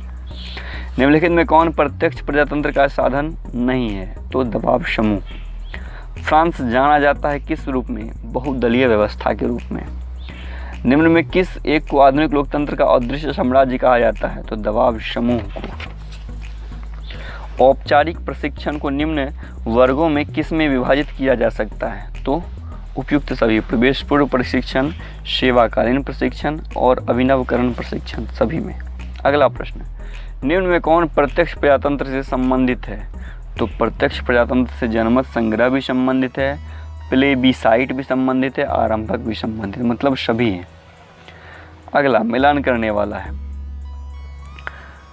तो इसका आंसर भी नहीं दिया। हालांकि भारत में हो जाएगा जनतंत्र, नेपाल में धर्मतंत्र, सोवियत संघ में सर्वाधिकारवाद और ईरान में धर्मतंत्र, ईरान में सोवियत संघ। क्लियर नहीं है दो चीज़ें, बस भारत और नेपाल को मान के चलें तो ठीक है। अगला प्रश्न, अंतिम प्रश्न है यह इस भाग का। द्वितीय सदन की विद्यमानता, स्वतंत्रता की गारंटी व कुछ सीमा तक अत्याचार के विरुद्ध सुरक्षा भी है, यह किसने कहा है? तो गवर्नर ने कहा है। अब हम चलेंगे वैज्ञानिक समाजवाद, जिसे हम साम्यवाद के नाम से भी जानते हैं, इससे संबंधित प्रश्नों पे। यदि प्लेटो आज जीवित होते तो वह आधुनिक साम्यवादियों से भी अधिक साम्यवादी होते। कौन कहता है? मैक्सी कहता है। अगला प्रश्न है, मार्क्स के राज्य और क्रांति के सिद्धांत मुख्यतः प्रभावित हैं किससे? तो फ्रांस की क्रांति से। मार्क्स के राज्य और क्रांति के सिद्धांत मुख्यतः प्रभावित हैं फ्रांस की क्रांति से। अगला प्रश्न है कि यूनेस्को ने राजनीति विज्ञान के क्षेत्र का कब निर्धारण किया था? तो 1948 में यूनेस्को भवन में एक सम्मेलन बुलाया गया था, उसी में राजनीति विज्ञान का क्षेत्र निर्धारित किया गया था। अगला प्रश्न, किसने एक राष्ट्र एक राज्य के सिद्धांत की उद्घोषणा की? तो मेज़नी ने एक राष्ट्र और एक राज्य की सिद्धांत की बात कही है, उद्घोषणा की। मार्क्स के अनुसार राज्य के गठन का आसन्न कारण क्या था? तो वर्ग संघर्ष। राज्य के वर्गीय विरोधाभास की असमितता, असमाधानीयता का परिणाम एवं प्रकटीकरण है, यह किसका विचार है? तो मार्क्स का है। किसने राज्य के वर्ग संघर्ष सिद्धांत का समर्थन किया है? तो मार्क्स, एंगल्स और लेनिन तीनों ने किया है। कार्ल मार्क्स का जन्म कहाँ हुआ था? तो जर्मनी में हुआ था, और मैक्स वेबर भी यहीं के थे। अगला, मार्क्स के अनुसार इतिहास उपज है कहाँ की? भौतिक शक्तियों की उपज है मार्क्स। अगला, किसने विचारधारा को भ्रामक चेतना कहा था? तो मार्क्स ने कहा था। अगला, इतिहास के भौतिकवादी व्याख्या के माध्यम से मार्क्स स्पष्ट करना चाहते हैं क्या? कि उत्पादन की पद्धति इतिहास की गति निर्धारित करती है। अगला प्रश्न, निम्न में कौन सा उपागम इस विश्वास पर आधारित है कि आर्थिक आधार वैचारिक तथा राजनीतिक अधिसंरचना को निर्धारित करता है? तो ऐतिहासिक भौतिकतावाद है। अगला प्रश्न है, मार्क्स का कौन सा विचार शास्त्रीय अंग्रेजी स्कूल से प्रेरित है? तो लेबर सिद्धांत और अतिरिक्त मूल्य का सिद्धांत जो है, दोनों सिद्धांत मार्क्स के शास्त्रीय अंग्रेजी स्कूल से प्रेरित है। किसने कहा कि सर्वहारा की तानाशाही मार्क्स के सार सिद्धांत का सार है? तो लेनिन ने। किसे मार्क्सवाद को लेनिन का सर्वाधिक विशिष्ट योगदान माना जाता है? किसमें? तो दल के सिद्धांत में। मार्क्स के अनुसार सर्वहारा का अधिनायकत्व के दौरान उत्पादन के साधनों का प्रयोग होता है सामाजिक अच्छाई के लिए। अगला, मार्क्स ने पैट्रिशियन, प्लेबियन और गिल्ड मास्टर जर्मिनेम का उल्लेख किस संदर्भ में किया है? तो वर्ग संघर्ष के संदर्भ में किया है। सतत क्रांति का सिद्धांत किसने दिया है? तो माओ ने। पीपल्स वार संकल्पना ही किसने? माओ ने। मार्क्स ने साम्यवाद को अस्त व्यस्त स्थिति में पाया, उसे एक आंदोलन बना दिया और उसके द्वारा जो दर्शन उसे एक दर्शन और दिशा मिली। यह कथन किसका है? तो लॉस्की का। श्रमिकों के तानाशाही सिद्धांत को किसने सुपरिष्कृत किया? तो लेनिन के स्टेट एंड रिवॉल्यूशन ने। सर्वहारा वर्ग का अधिनायकत्व की अवधारणा का प्रतिपादन किया गया है लेनिन द्वारा स्टेट एंड रिवॉल्यूशन में। अगला प्रश्न, जनतंत्रीय समाजवाद और मार्क्सवादी समाजवाद एक दूसरे के आधार पर भिन्न हैं और जोड़ देते हैं। हालांकि इस प्रश्न का आंसर नहीं दिया गया। आते हैं अगले प्रश्न पर। निम्न विचारकों में कौन सा युग्म वैज्ञानिक समाजवाद के संस्थापकों में माना जाता है? तो मार्क्स तथा एंजल्स। अगला प्रश्न, राज्य के लुप्त हो जाने का विचार किससे संबंधित है? तो साम्यवाद से ही संबंधित है। अतिरिक्त मूल्य का सिद्धांत किसने विकसित किया था? तो मार्क्स ने।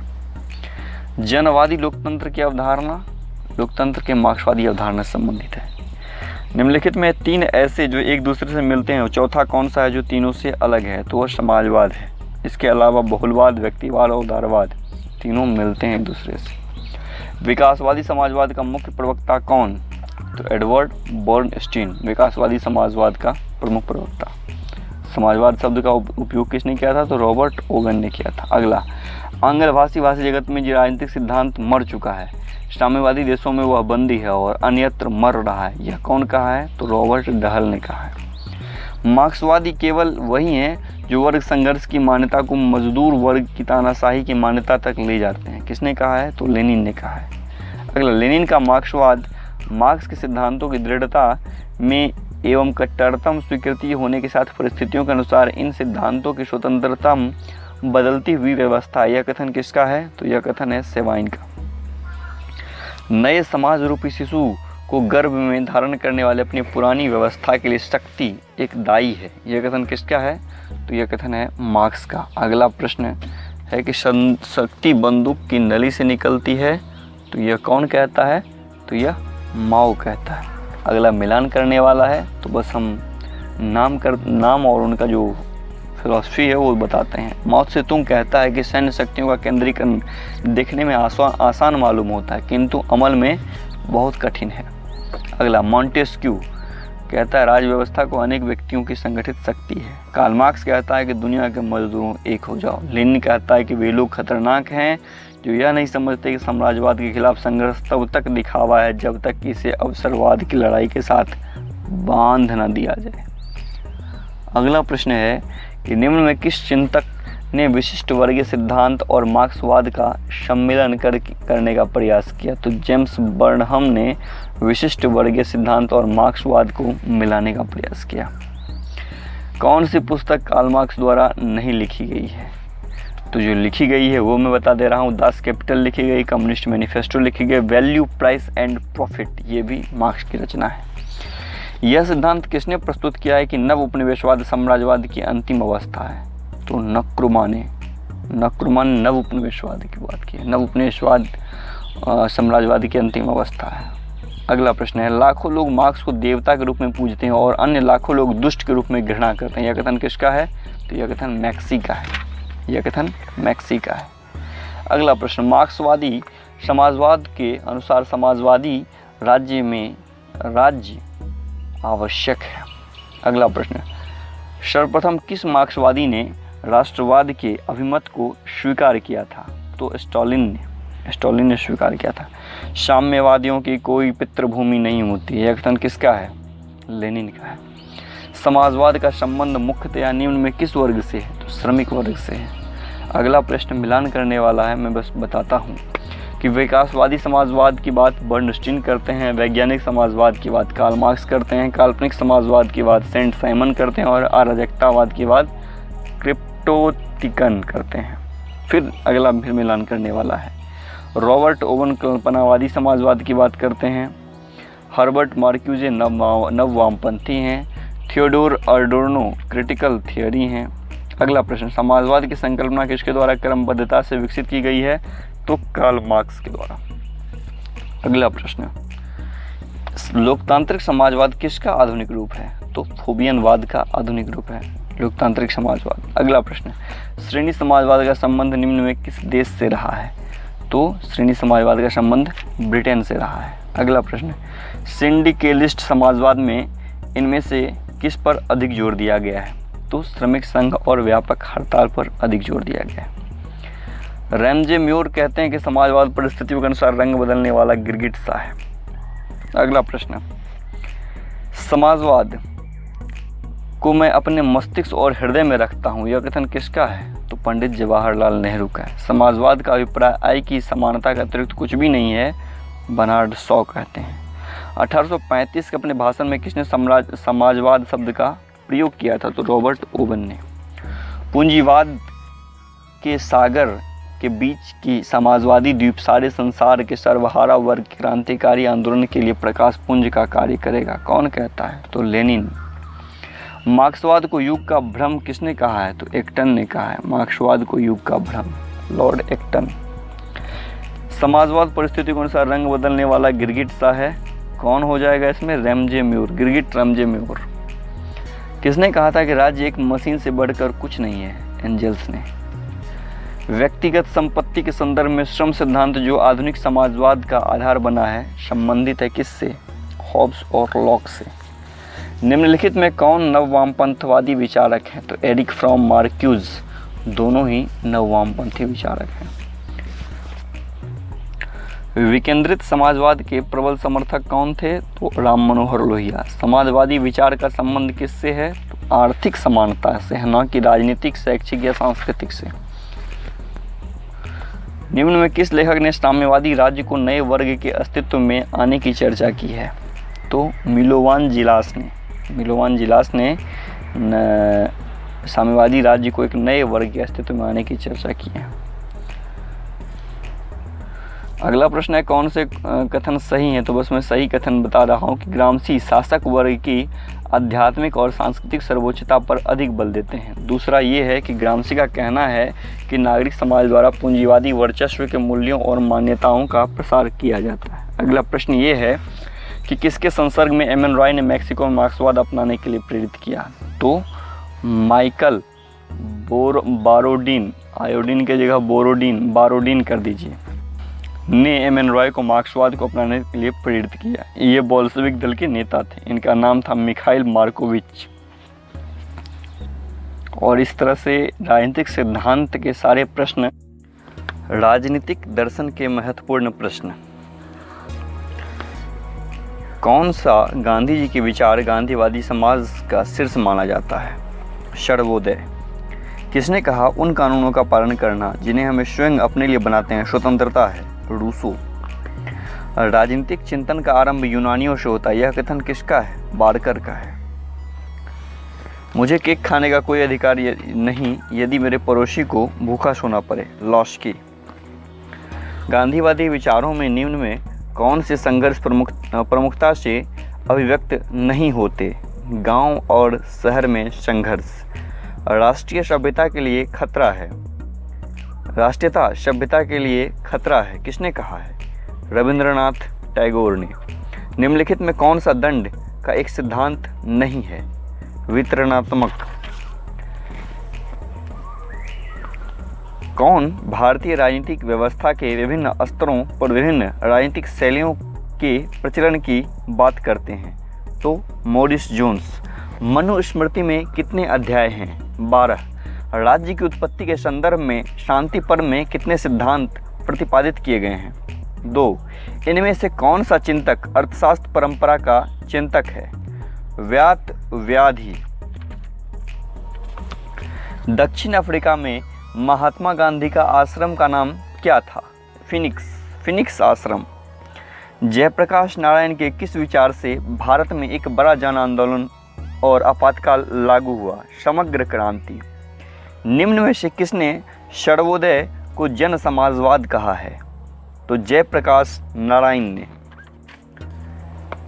गांधी विद्यमान शिक्षा व्यवस्था को किसके द्वारा परिवर्तित करना चाहते थे? तो मूल शिक्षा के द्वारा। कांग्रेस के किस अधिवेशन में नेहरू की प्रेरणा से समाज के समाजवादी ढांचे का प्रस्ताव पारित हुआ? तो अवाडी अधिवेशन 1955। द्वितत्वीय सिद्धांत का प्रतिपादन किया था किसने? हर्ज़बर्ग ने। डेविड अप्टर के अनुसार निम्नलिखित में कौन सी राजनीति विश्लेषण की महत्वपूर्ण परंपरा नहीं है? तो एक सदनवाद। अंतर्राष्ट्रीय राजनीति में यथार्थवाद को तामस पुत्र और आदर्शवादियों को प्रकाश पुत्र की संज्ञा किसने दी है? नाई बहर ने।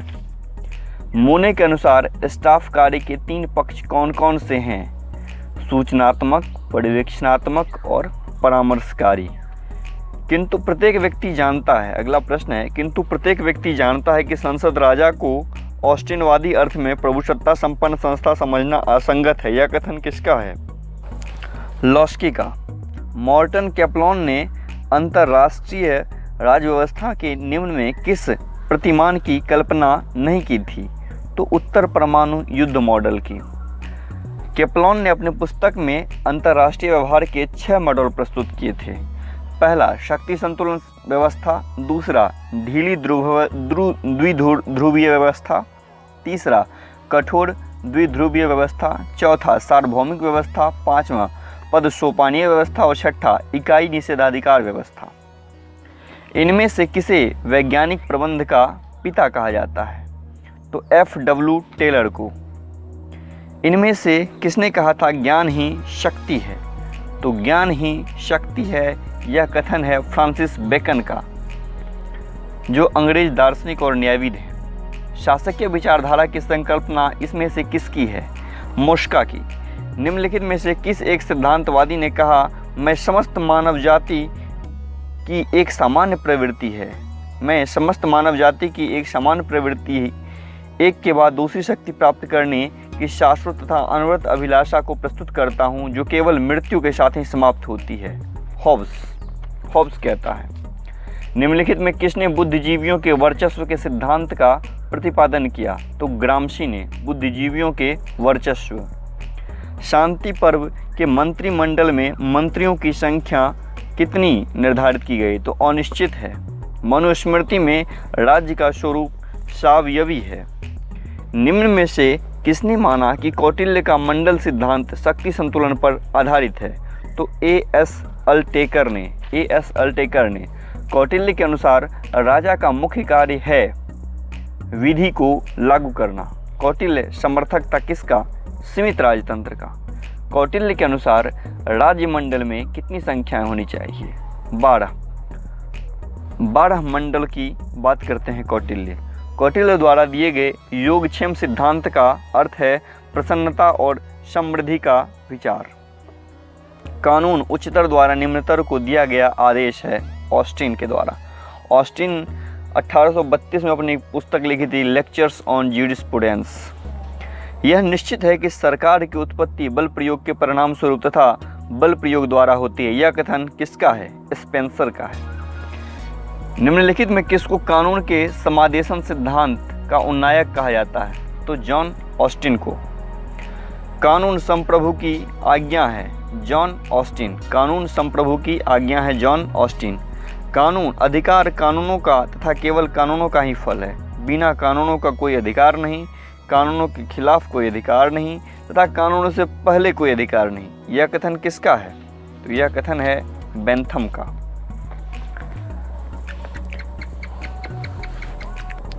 व्यक्ति के शासन की अपेक्षा विधि का शासन अधिक अच्छा होता है। यह कथन किसका है? अरस्तू का। मॉन्टेस्क्यू ने किस संस्था की व्याख्या करने में त्रुटि की है? तो ब्रिटिश संसदीय व्यवस्था की व्याख्या करने में। विधि का शासन वाक्यांश में प्रयुक्त विधि का अभिप्राय क्या है? मानव स्थापित विधि। राजनीतिक विचारों के रोमन स्कूल से निम्नलिखित में कौन संबद्ध है? तो सिसरो। दंड का प्रतिकारात्मक सिद्धांत आधारित है बदले के सिद्धांत पर। निम्नलिखित में कौन सा कथन सही है? तो सही कथन ये है कि लॉक ने सरकार और राज्य में विभेद किया है। निम्नलिखित विचार किसने दिया है कि राज्य विधि का नहीं वरन विधि राज्य का निर्माण करती है? तो क्रैब ने दिया था। इसी प्रकार के विचार डिग्विट ने भी हालांकि दिया है कि राज्य विधि का नहीं वरन विधि राज्य का निर्माण करती है। अगला प्रश्न, यह राज्य नहीं है जो विधि का सृजन करता है वरन यह विधि है जो राज्य का सृजन करती है। यह किसने कहा है? तो क्रैब ने कहा है। कानून राज्य का पूर्ववर्ती है और राज्य के ऊपर है। यह निम्नलिखित में किसका मत है? तो डिग्विट का मत है। अगला प्रश्न, कानून नियमों का वह समूह है जिसे राज्य मान्यता देता है, न्याय व्यवस्था प्रशासन में लागू कराता है। उपयुक्त परिभाषा दी गई है किसके द्वारा?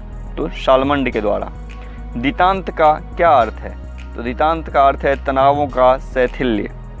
निम्नलिखित में कौन सा तत्व राजनीतिक दलों का नहीं है? तो मौलिक सिद्धांतों में असहमति राजनीतिक दलों में नहीं पाई जाती है। प्रभाव की विशेषता नहीं है, उसे देखा जा सकता है। प्रभाव की ये विशेषता नहीं है कि उसे देखा जा सकता है। निम्नलिखित में कौन द्विदल पद्धति का लाभ नहीं है? तो निर्वाचक के पसंद का सरलीकरण ये नहीं है। निम्नलिखित में कौन सा कथन सही है? तो सही कथन है सहायक इकाइयाँ प्रमुख कार्यकारी की सहायता करती हैं। अगला प्रश्न, जैसे ही हम ऑस्टिन की रूखी पर वैधानिक धारणा से दूर जाते हैं वैसे ही हम भ्रम में पड़ जाते हैं। यह कथन किसका है? लिकॉक का है। हीगल और ग्रीन सहमत नहीं हैं किन दो कथन पे? तो राज्य के युद्ध लड़ने के अधिकार के विषय में और व्यक्ति द्वारा राज्य के विरोध के विषय में। हीगल ने नागरिक समाज को देखा है, आंसर है सार्वत्रिकता के प्रभाव क्षेत्र के रूप में। अगला प्रश्न, किसने इस नियम का प्रतिपादन किया कि कर्मचारी एक दूसरे के लिए कार्य उत्पन्न करते हैं? तो पार्किंसंस ने। नॉरथियोट पार्किंसंस। केसी ह्यूयर द्वारा प्रतिपादित व्यवस्थापिकाओं के ह्रास है, आंसर है दूसरी संस्थाओं की बढ़ती हुई शक्तियों की तुलना में उसकी स्थिति में उतार। अगला प्रश्न, नेतृत्व के सिद्धांत के रूप में पारिस्थितिकी दृष्टिकोण का प्रतिपादन किया है किसने? मिलेट ने। मिलेट ने पारिस्थितिक दृष्टिकोण का प्रतिपादन किया है। हमारी राजनीतिक प्रणाली में मंत्री जो एक उच्च राजनीतिक पद का अध्यक्ष होता है केवल काठ की गुड़िया के समान है, किसने कहा है? मुनरो ने कहा है। 50 वर्षों के मतभेद एवं एक दशक की अनिश्चितता के बाद दो पुराने शत्रु अब साझेदार बन गए, यह किसने कहा है? तो जॉर्ज डब्ल्यू बुश ने। युद्ध की स्थिति राज्य के व्यक्तित्व की सर्वशक्तिमत्ता को प्रकट करती है, यह कथन किसका है? यह कथन है हीगल का। असंलग्नता को अनैतिक कहा गया था, किसके द्वारा? जॉन फोस्टर डेलेस द्वारा। राजनीतिक दल ही देश में तानाशाही के उदय से हमारी रक्षा का सबसे बड़ा साधन है, यह किसने कहा है? तो लॉस्की ने। बेनेडिक्ट एंडरसन ने राष्ट्र की कौन सी विशेषता बताई है? तो एक कल्पित समुदाय के रूप में राष्ट्र की विशेषता बताई है। यह अभिमत है कि प्रतिस्पर्धा, संघर्ष और शोषण पर आधारित भौतिक प्रगति समाज को अमानवीयकरण की ओर ले जाती है। किस विचारक से संबंधित है? तो यह मार्क्स से संबंधित है। मार्क्स। कर्तव्यों का उचित क्रम में निर्धारण का नाम नागरिकता है। नागरिकता की उपयुक्त परिभाषा किसने दी? विलियम बायर्ड ने। सभ्य समाज राजनीतिक चिंतन में एक केंद्रीय अवधारणा नहीं है, बेंथम के अनुसार। मैकियावेली की राजनीतिक विचार है सीजर बोर्गिया का राजशिल्प, मतलब सीजर बोर्गिया का राजशिल्प मैकियावेली ने दिया था। शक्ति भ्रष्ट करती और असीमित शक्ति असीमित रूप से भ्रष्ट करती है, लॉर्ड एक्टन। अगला प्रश्न, निम्न में तनाव स्थिति का निर्धारक तत्व कौन नहीं है? तो राष्ट्रीय प्राथमिकताओं में बुनियादी परिवर्तन इसका नहीं है।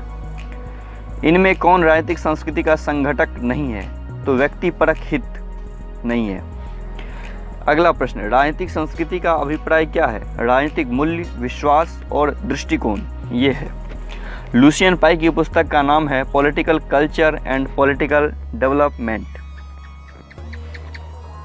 किसने परिभाषित किया कि राजनीतिक संस्कृति किसी राज्य व्यवस्था के सदस्यों में राजनीति के प्रति व्यक्तिगत अभिवृत्तियों और दिग्विन्यासों का प्रतिदर्श है? तो आमंड एवं पावेल ने। इनमें से कौन राजनीतिक विज्ञान में दार्शनिक सिद्धांत का प्रमुख उन्नायक है? तो लियो स्ट्रॉस। पेरोटे की पुस्तक है the mind and the society और मोस्का की पुस्तक है द रूलिंग क्लास। अगला प्रश्न, तटस्थता राज्यों की वह अवस्था है जिसमें युद्ध के समय वे इस संघर्ष में भाग नहीं लेते और दोनों युद्धरत पक्षों से अपना शांतिपूर्ण संपर्क बनाए रखते हैं। यह कथन निम्नलिखित में किसका है? तो यह कथन है लॉरेंस का। अगला प्रश्न, उपलब्ध समय के अनुसार काम का विस्तार होता जाता है, यह कथन किसका है? तो यह है पार्किंसन का। उपलब्ध समय के अनुसार काम का विस्तार होता जाता है। अगला प्रश्न, इनमें किसने कहा कि सत्ता औचित्यपूर्ण शक्ति है? तो मैक्स वेबर ने कहा कि सत्ता औचित्यपूर्ण शक्ति है। अगला प्रश्न, मैक्स वेबर, दुर्खिम और पेरेटो के राजनीति शास्त्र के किस उपागम को जोड़ा जाता है? मैक्स वेबर, दुर्खिम और पेरेटो को राजनीति शास्त्र के किस उपागम से जोड़ा जाता है? तो समाज शास्त्रीय उपागम से जोड़ा जाता है। मंत्रिपरिषद जहाज रूपी शासन चलाने वाला पहिया है, यह किसने कहा है? तो रैमजे मेयोर ने कहा है। अगला प्रश्न, गोल्डस्टन ने लिखा है कि मंत्रिमंडल यह एक सूर्य पिंड है जिसके चारों ओर अन्य पिंड घूमते हैं, मंत्रिमंडल के बारे में। अगला प्रश्न, समाज के उन्नति के लिए विज्ञान की प्रबुद्ध तानाशाही आवश्यक है, निम्नलिखित विचारकों में किसका कथन है? तो यह कथन है फ्रांसिस बेकन का। फ्रांसिस बेकन, समाज की उन्नति के लिए विज्ञान की प्रबुद्ध तानाशाही आवश्यक है। अगला प्रश्न, आर्थिक मानव की संकल्पना किसने प्रस्तुत की थी? तो एडम स्मिथ ने। प्रत्येक विचारक अपने युग का शिशु होता है, डनिंग के अनुसार। हम बेंथम से लेकर आज तक होने वाले ऐसे किसी वैधानिक सुधार को नहीं जानते जिस पर उसका प्रभाव न पड़ा हो, यह कथन किसका है? तो हेनरी मैन का है। बेंथम के अनुसार सुख दुख की प्राप्ति के कितने स्रोत हैं? तो 4 स्रोत हैं। बेंथम के अनुसार सुख तथा दुख में अंतर है मात्रा का। कौन बहुलवाद का समर्थक नहीं है? तो हॉब्स बहुलवाद का समर्थक नहीं है। अगला प्रश्न, हॉब्स के लेवियाथन में प्रयुक्त कॉमनवेल्थ शब्द का अर्थ क्या है? कॉमनवेल्थ का अर्थ है समाज, राज्य एवं सरकार के लिए सामूहिक नाम। अगला प्रश्न, निम्नलिखित में कौन खेल सिद्धांत से नहीं जुड़े हैं? तो आर्गन्स्की खेल सिद्धांत से नहीं जुड़े हैं। इसके अलावा सेलिंग्स, हर्सेनी और स्नाइडर ये तीनों खेल सिद्धांत से जुड़े हैं। कौन सा युग्म सुमेलित नहीं है? तो हीगल व्यक्तिवाद से संबंधित नहीं है, जबकि जॉर्ज सोरेल संघ समाजवाद से संबंधित है। राजनीतिक संस्कृति का प्रयोग सर्वप्रथम किसने किया था? आमंड ने। कौन सी सत्ता प्रत्यायोजित नहीं की जानी चाहिए? तो वित्त संबंधी शक्ति, नियम बनाने की शक्ति और नीति निर्धारण करने की शक्ति, इनमें से कोई नहीं सत्ता प्रत्यायोजित के लिए प्रयोग की जानी चाहिए। प्रदत्त विधान क्या जाता है? किसके द्वारा? प्रदत्त विधान किसके द्वारा किया जाता है? तो कार्यपालिका के द्वारा। मूल तटस्थता निम्न में किसकी विशेषता है? तो व्यवहारवादियों की विशेषता है। राजनीतिक चेतना का अर्थ है राज्य के प्रति प्रेम। समुदायवाद एक प्रमुख धारा है किसकी? प्रत्ययवाद की। कौन सी विचारधारा समर्थन करती है कि तथ्य अनिवार्यतः तकनीक से पूर्व है? तो व्यवहारवाद। अंतर्राष्ट्रीय राजनीति के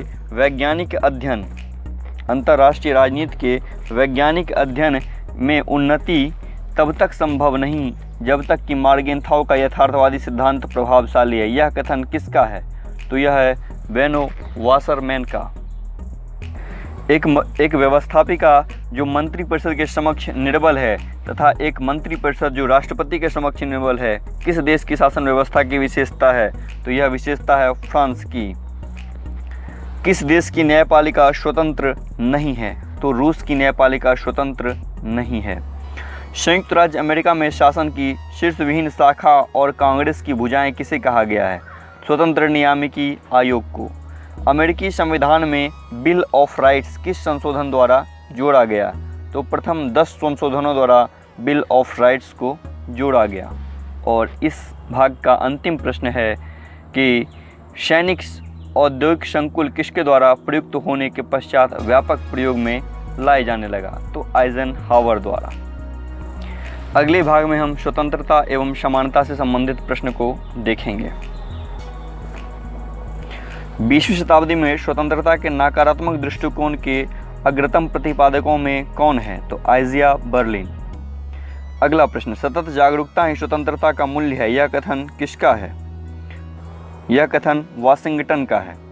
मानव चेतना स्वतंत्रता की कामना करती है, स्वतंत्रता में अधिकार शामिल है और अधिकार राज्य की मांग करते हैं, यह किसने कहा है? तो यह बार्कर ने कहा है। यह ग्रीन के मूलतः विचार है, लेकिन इसको स्पष्ट बार्कर ने किया है। निम्नलिखित में कौन इस विचार से सहमत है कि स्वतंत्रता अपने आप से कलह कर सकती है? तो बार्कर। स्वतंत्रता सभी बंधनों का अभाव है, सीले के अनुसार। स्वतंत्रता अतिशासन का विरोधी है, सीले के अनुसार। कुछ महत्वपूर्ण कथन इस प्रकार हैं। स्वतंत्रता का अंग्रेजी रूपांतरण लिबर्टी लैटिन भाषा के लीबर से लिया गया है, जिसका अर्थ होता है बंधनों का अभाव। सीले के अनुसार स्वतंत्रता अतिशासन का विरोधी है। हॉब्स के अनुसार स्वतंत्रता बाह्य बाधाओं की अनुपस्थिति है, वे बाधाएं जो व्यक्ति का कोई भी कार्य करने की शक्ति घटाती है। रूसो के अनुसार स्वतंत्रता सामान्य इच्छा के पालन में है। मैकेंजी के अनुसार स्वतंत्रता सभी प्रकार के प्रतिबंधों का अभाव नहीं, अपितु अनुचित प्रतिबंधों के स्थान पर उचित प्रतिबंधों की व्यवस्था है, मैकेंजी के अनुसार। स्वतंत्रता का मतलब सभी प्रकार के बंधनों का अभाव है, यह कथन किसका है? तो यह कथन सीले का है। किसने कहा स्वतंत्रता समस्त प्रतिबंधों का अभाव है? सीले ने। किसने कहा स्वतंत्रता एक सकारात्मक वस्तु है, यह मात्र प्रतिबंधों का अभाव नहीं है? तो यह लॉस्की ने कहा है। कौन एक कानून के समक्ष समानता पर लागू होता है? तो यह नकारात्मक विचार है। निम्न में किसने सकारात्मक स्वतंत्रता का प्रतिपादन किया है? तो टी.एच. ग्रीन ने सकारात्मक स्वतंत्रता का प्रतिपादन किया है। समानता का अर्थ यह है कि सभी व्यक्तियों के लिए पर्याप्त अवसर प्राप्त होनी चाहिए, किसने कहा है? तो लॉस्की ने कहा है। किसने लिखा है कि प्रजातंत्रीय समानता एक भयानक प्रपंच है? तो बर्क ने लिखा है। कुछ महत्वपूर्ण तथ्य। लॉस्की के अनुसार मुझे स्वादिष्ट भोजन करने का अधिकार नहीं है यदि मेरे पड़ोसी को मेरे इस अधिकार के कारण सूखी रोटी से वंचित रहना पड़े। जवाहरलाल नेहरू कहते हैं कि भूखे व्यक्ति के लिए मत का कोई मूल्य नहीं। लॉस्की के अनुसार यदि राज्य संपत्ति के अधीन नहीं रखता, यदि राज्य संपत्ति को अधीन नहीं रखता तो संपत्ति राज्य को वशीभूत कर लेती है। कोल की तरह लॉस्की भी कहता है कि आर्थिक समानता के बिना राजनीतिक स्वतंत्रता कभी भी वास्तविक नहीं हो सकती। अगला प्रश्न, राजनीतिक स्वतंत्रता कभी भी वास्तविक नहीं हो सकती जब तक कि यह आर्थिक समानता साथ न हो। लॉस्की, राजनीतिक स्वतंत्रता आर्थिक समानता के बिना एक कल्पना है, यह किसने कहा है? तो GDH कोल। दोनों में कन्फ्यूजन है तो इसको ध्यान दें इस प्रश्न को कि आर्थिक समानता और राजनीतिक समानता की बात कोल और लॉस्की दोनों करते हैं। अगर ऑप्शन में एक हो तो एक लगाए, अगर दोनों हो तो फिर क्वेश्चन को बढ़िया से देखें। यह किसने कहा कि आर्थिक समानता के बिना राजनीतिक स्वतंत्रता एक मिथक है? यह 5 परीक्षाओं में पूछा गया है। GIC, JDC, GIC 12, GIC 8, PGT 10। फिर से प्रश्न सुनते हैं, यह किसने कहा कि आर्थिक समानता के बिना राजनीतिक स्वतंत्रता एक मिथक है? तो GDH कोल। राजनीतिक समानता कभी वास्तविक नहीं हो सकती यदि उसके साथ वास्तविक आर्थिक समानता न हो। यह कथन किसका है? तो यह कथन लॉस्की का है। निम्नलिखित में से किस एक विचारक ने स्वतंत्रता तथा समानता को एक दूसरे का पूरक बताया? तो मैकाइवर ने स्वतंत्रता तथा समानता को एक दूसरे का पूरक बताया। मैकाइवर के अलावा R.H. टोनी, ज़ेलॉस्की, ग्रीन, मैकफरसन आदि विचारक ने भी स्वतंत्रता और समानता को एक दूसरे का पूरक मानते हैं। कुछ महत्वपूर्ण तथ्य, समानता का सबसे व्यवस्थित विश्लेषण R.H. टोनी ने अपनी कृति इक्वलिटी में किया है। उपयुक्त विचारों के अलावा ह्यूम, बार्कर, रूसो भी स्वतंत्रता और समानता को एक दूसरे का पूरक मानते हैं। किसने यह टिप्पणी की कि प्रतिबंधों के रूप में सभी प्रतिबंध एक बुराई है? स्वयं लोगों को छोड़ देना उन्हें नियंत्रित करने से सदैव बेहतर होता है। तो मिल कहता है ऐसे। अगला प्रश्न, राजकीय सहायता व्यक्ति के आत्मविश्वास के भाव को नष्ट कर देती है, यह उसके उत्तरदायित्व को दुर्बल बनाती है और चरित्र के विचार को कुंठित कर देती है। यह कथन किसका है? तो यह कथन है J.S. मिल का। अगला प्रश्न, स्वतंत्रता और समानता एक दूसरे के विरोधी हैं, यह मत किसका है? तो यह मत है लॉर्ड एक्टन का। इसके अलावा एलेक्सी द टॉकविल भी इसके समर्थक हैं। हेयक ने भी अपनी कृति कॉन्स्टिट्यूशन ऑफ लिबर्टी के अंतर्गत स्वतंत्रता और समानता को परस्पर विरोधी सिद्धांत माना है। अगला प्रश्न, इनमें कौन इस मत का है कि स्वतंत्रता तथा समानता एक दूसरे के विरोधी हैं? तो टॉकविले। अगला प्रश्न, यह कथन कि स्वतंत्रता और समानता साथ साथ नहीं रह सकते किससे संबंधित है? तो लॉर्ड एक्टन। अगला प्रश्न, समानता के प्रति आग्रह ने स्वतंत्रता की आशा को व्यर्थ बना दिया, यह कथन किसका है? तो लॉर्ड एक्टन का। अगला प्रश्न, समाज में समानता का निहितार्थ किसका अभाव है? तो विशेषाधिकार का अभाव है।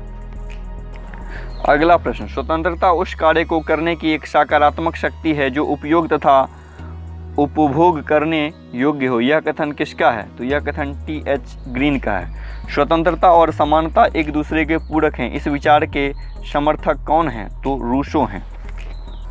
कुछ महत्वपूर्ण तथ्य, टोनी, R.H. टोनी के अनुसार निर्बल की स्वतंत्रता बलवान के संयम पर निर्भर करती है तथा गरीब व्यक्ति की अमीर के संयम पर। प्रत्येक व्यक्ति को केवल इतनी स्वतंत्रता मिलनी चाहिए जितना वह दूसरे को दे सकता है। टोनी ही कहता है कि व्यापक स्तर पर समानता स्वतंत्रता की शत्रु होने के बजाय इसकी आवश्यक शर्त है। अगला, पोलार्ड के अनुसार स्वतंत्रता प्राप्ति का केवल एक ही हल है कि वह समानता है। समानता के अभाव में स्वतंत्रता केवल एक लाइसेंस बनकर रह जाएगी। अगला प्रश्न, स्वतंत्रता की समस्या का एकमात्र हल है कि समानता में निहित है, यह कथन किसका है? तो यह कथन पोलार्ड का है। निम्नलिखित में कौन प्राकृतिक और समानता के सिद्धांत का समर्थन करता है? तो रूसो करता है। अगला प्रश्न, यह कथन किसका है कि स्वतंत्रता और समानता न तो एक दूसरे के विरोधी है और न एक दूसरे से पृथक, वे एक आदर्श रूप हैं? हर्बर्ट डीन कहते हैं। निम्नलिखित में से किस विचार पद्धति में कानून को स्वतंत्रता का विरोधी समझा जाता है? तो शास्त्रीय उदारवादी पद्धति में। कुछ महत्वपूर्ण तथ्य, डाइसी ने कहा है कि एक की मात्रा जितनी अधिक होगी दूसरे की मात्रा उतनी कम हो जाएगी। विलियम गॉडविन कहते हैं कि कानून सबसे अधिक घातक प्रकृति की संस्था है। अगला प्रश्न, लिबर्टी, लीबर लैटिन भाषा के लाइबर शब्द से बना है। महत्वपूर्ण तथ्य है, उदारवाद शब्द की उत्पत्ति लीबर शब्द से है जो लिया गया है कहाँ से? जो लिया गया है लैटिन भाषा से। डेविड थोरो का विश्वास था कि अंतरात्मा का आदेश राज्य के आदेश से ऊपर है। थोरो ने 1848 में एक निबंध लिखा था, सिविल डिसओबीडियंस, सविनय अवज्ञा। अगला प्रश्न, स्वतंत्रता का अधिकार है एक नागरिक अधिकार है। लॉस्की ने स्वतंत्रता को किस रूप में माना है? तो नैतिक शक्ति के रूप में लॉस्की ने माना है। राजनीतिक विकास के अध्ययन करने वाले अन्य राजनीतिक विचारक डेविड स्टर्न हैं, डेविड एप्टर हैं, कोलमैन हैं, माइनर वीनर हैं, रिग्स हैं, लॉपोलेम्ब्रा हैं। अगला प्रश्न, समानता स्वतंत्रता की तरह एक चीज नहीं। मैं लॉर्ड एक्टन के इस कथन के साथ सहमत नहीं हूं कि समानता की उत्कृष्ट अभिलाषा के कारण स्वतंत्रता की आशा व्यर्थ हो गई। यह कथन किसका है? तो लॉस्की का है। यह किसने कहा कि अधिकतम समानता स्वतंत्रता के लिए घातक नहीं बल्कि अनिवार्य है? R.H. टॉनी ने कहा है। कुछ महत्वपूर्ण तथ्य, R.H. टॉनी ने कहा अधिकतम समानता स्वतंत्रता के लिए घातक नहीं बल्कि अनिवार्य है। Laski, Pollard, आशीर्वादम, R.H. टॉनी आदि विद्वान स्वतंत्रता और समानता को एक दूसरे का पूरक मानते हैं। आशीर्वादम ने कहा है कि फ्रांस के क्रांतिकारी न तो पागल थे और न मूर्ख जब उन्होंने समानता एवं भ्रातृत्व का नारा लगाया था। प्रोफेसर पोलार्ड कहते हैं कि स्वतंत्रता की समस्या का केवल एक ही हल है, वह यह कि समानता में निहित है। अगला प्रश्न, समानता का अर्थ है सभी के लिए पर्याप्त अवसर प्राप्त हो। लॉस्की कहता है। इनमें से किसने कहा कि राज्य का उद्देश्य स्वतंत्रता और समानता दोनों है? तो लॉस्की ने।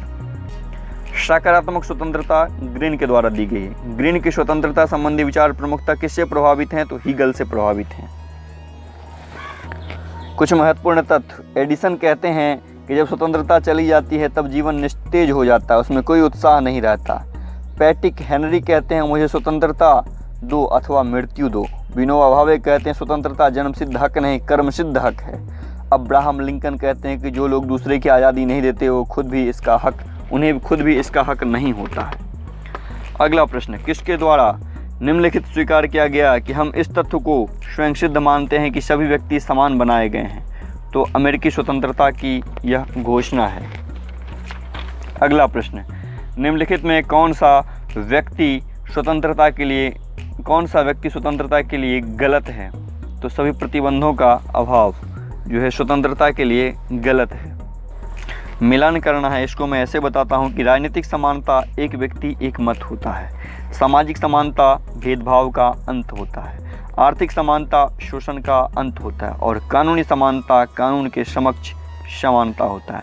समानता के संदर्भ में पुरस्कार के सिद्धांत का निहितार्थ है मेधा अथवा योग्यता पर अन्य की तुलना में यथोचित विचार किया जाना चाहिए। ये इस भाव के प्रश्न खत्म होते हैं। अब हम आते हैं अधिकार पे। अधिकार से जो प्रश्न हैं उनको हम चर्चा करेंगे उन पे। तो कौन सिद्धांत यह मानता है कि व्यक्ति का अधिकार व्यक्ति का सबसे महत्वपूर्ण अधिकार है? तो अधिकार का प्रत्ययवादी सिद्धांत मानता है। कौन से अधिकारों की दूसरी पीढ़ी के लिए अधिकार माना जाता है? तो आर्थिक, सामाजिक और सांस्कृतिक अधिकारों के लिए दूसरी पीढ़ी का माना जाता है। निम्नलिखित में कौन सा कथन गलत है? तो अधिकार व्यक्ति की अंतश्चेतना में अंतर्निहित है, यह कथन गलत है। इसके अलावा अधिकार स्वाभाविक रूप से कर्तव्यों से बंधे हैं। एक अर्थ में अधिकारों का स्वरूप पूर्व सामाजिक है और चूंकि अधिकार मात्र अमूर्त इकाई नहीं, इसके क्रियान्वित किए जाने की आवश्यकता होती है। अगला प्रश्न, ग्रीन के अनुसार निम्नलिखित में कौन सा प्राकृतिक अधिकारों का स्रोत है? तो सामाजिक चेतना अधिकारों का स्रोत है। किसने अधिकारों को निजी तथा सार्वजनिक अधिकारों में विभाजित किया है? तो स्पेंसर ने। बर्क किस सिद्धांत का समर्थक था? तो बर्क ऐतिहासिक अधिकार सिद्धांत का समर्थक था। किसने कहा अधिकार विवेक पर आधारित वह मांग है जिसे समाज मान्यता देता है तथा राज्य द्वारा लागू किया जाता है? तो बोशांके। संरचनावादी कौन नहीं है? तो ग्रीन संरचनावादी नहीं है। इसके अलावा दुर्खीम, बेवर, मार्क्स ये सब संरचनावादी हैं। राजनीतिक चिंतन के इतिहास में ग्रीन के समय हीगल, कांट एवं फिक्टे के पश्चात आता है। इसलिए कहा जाता है कि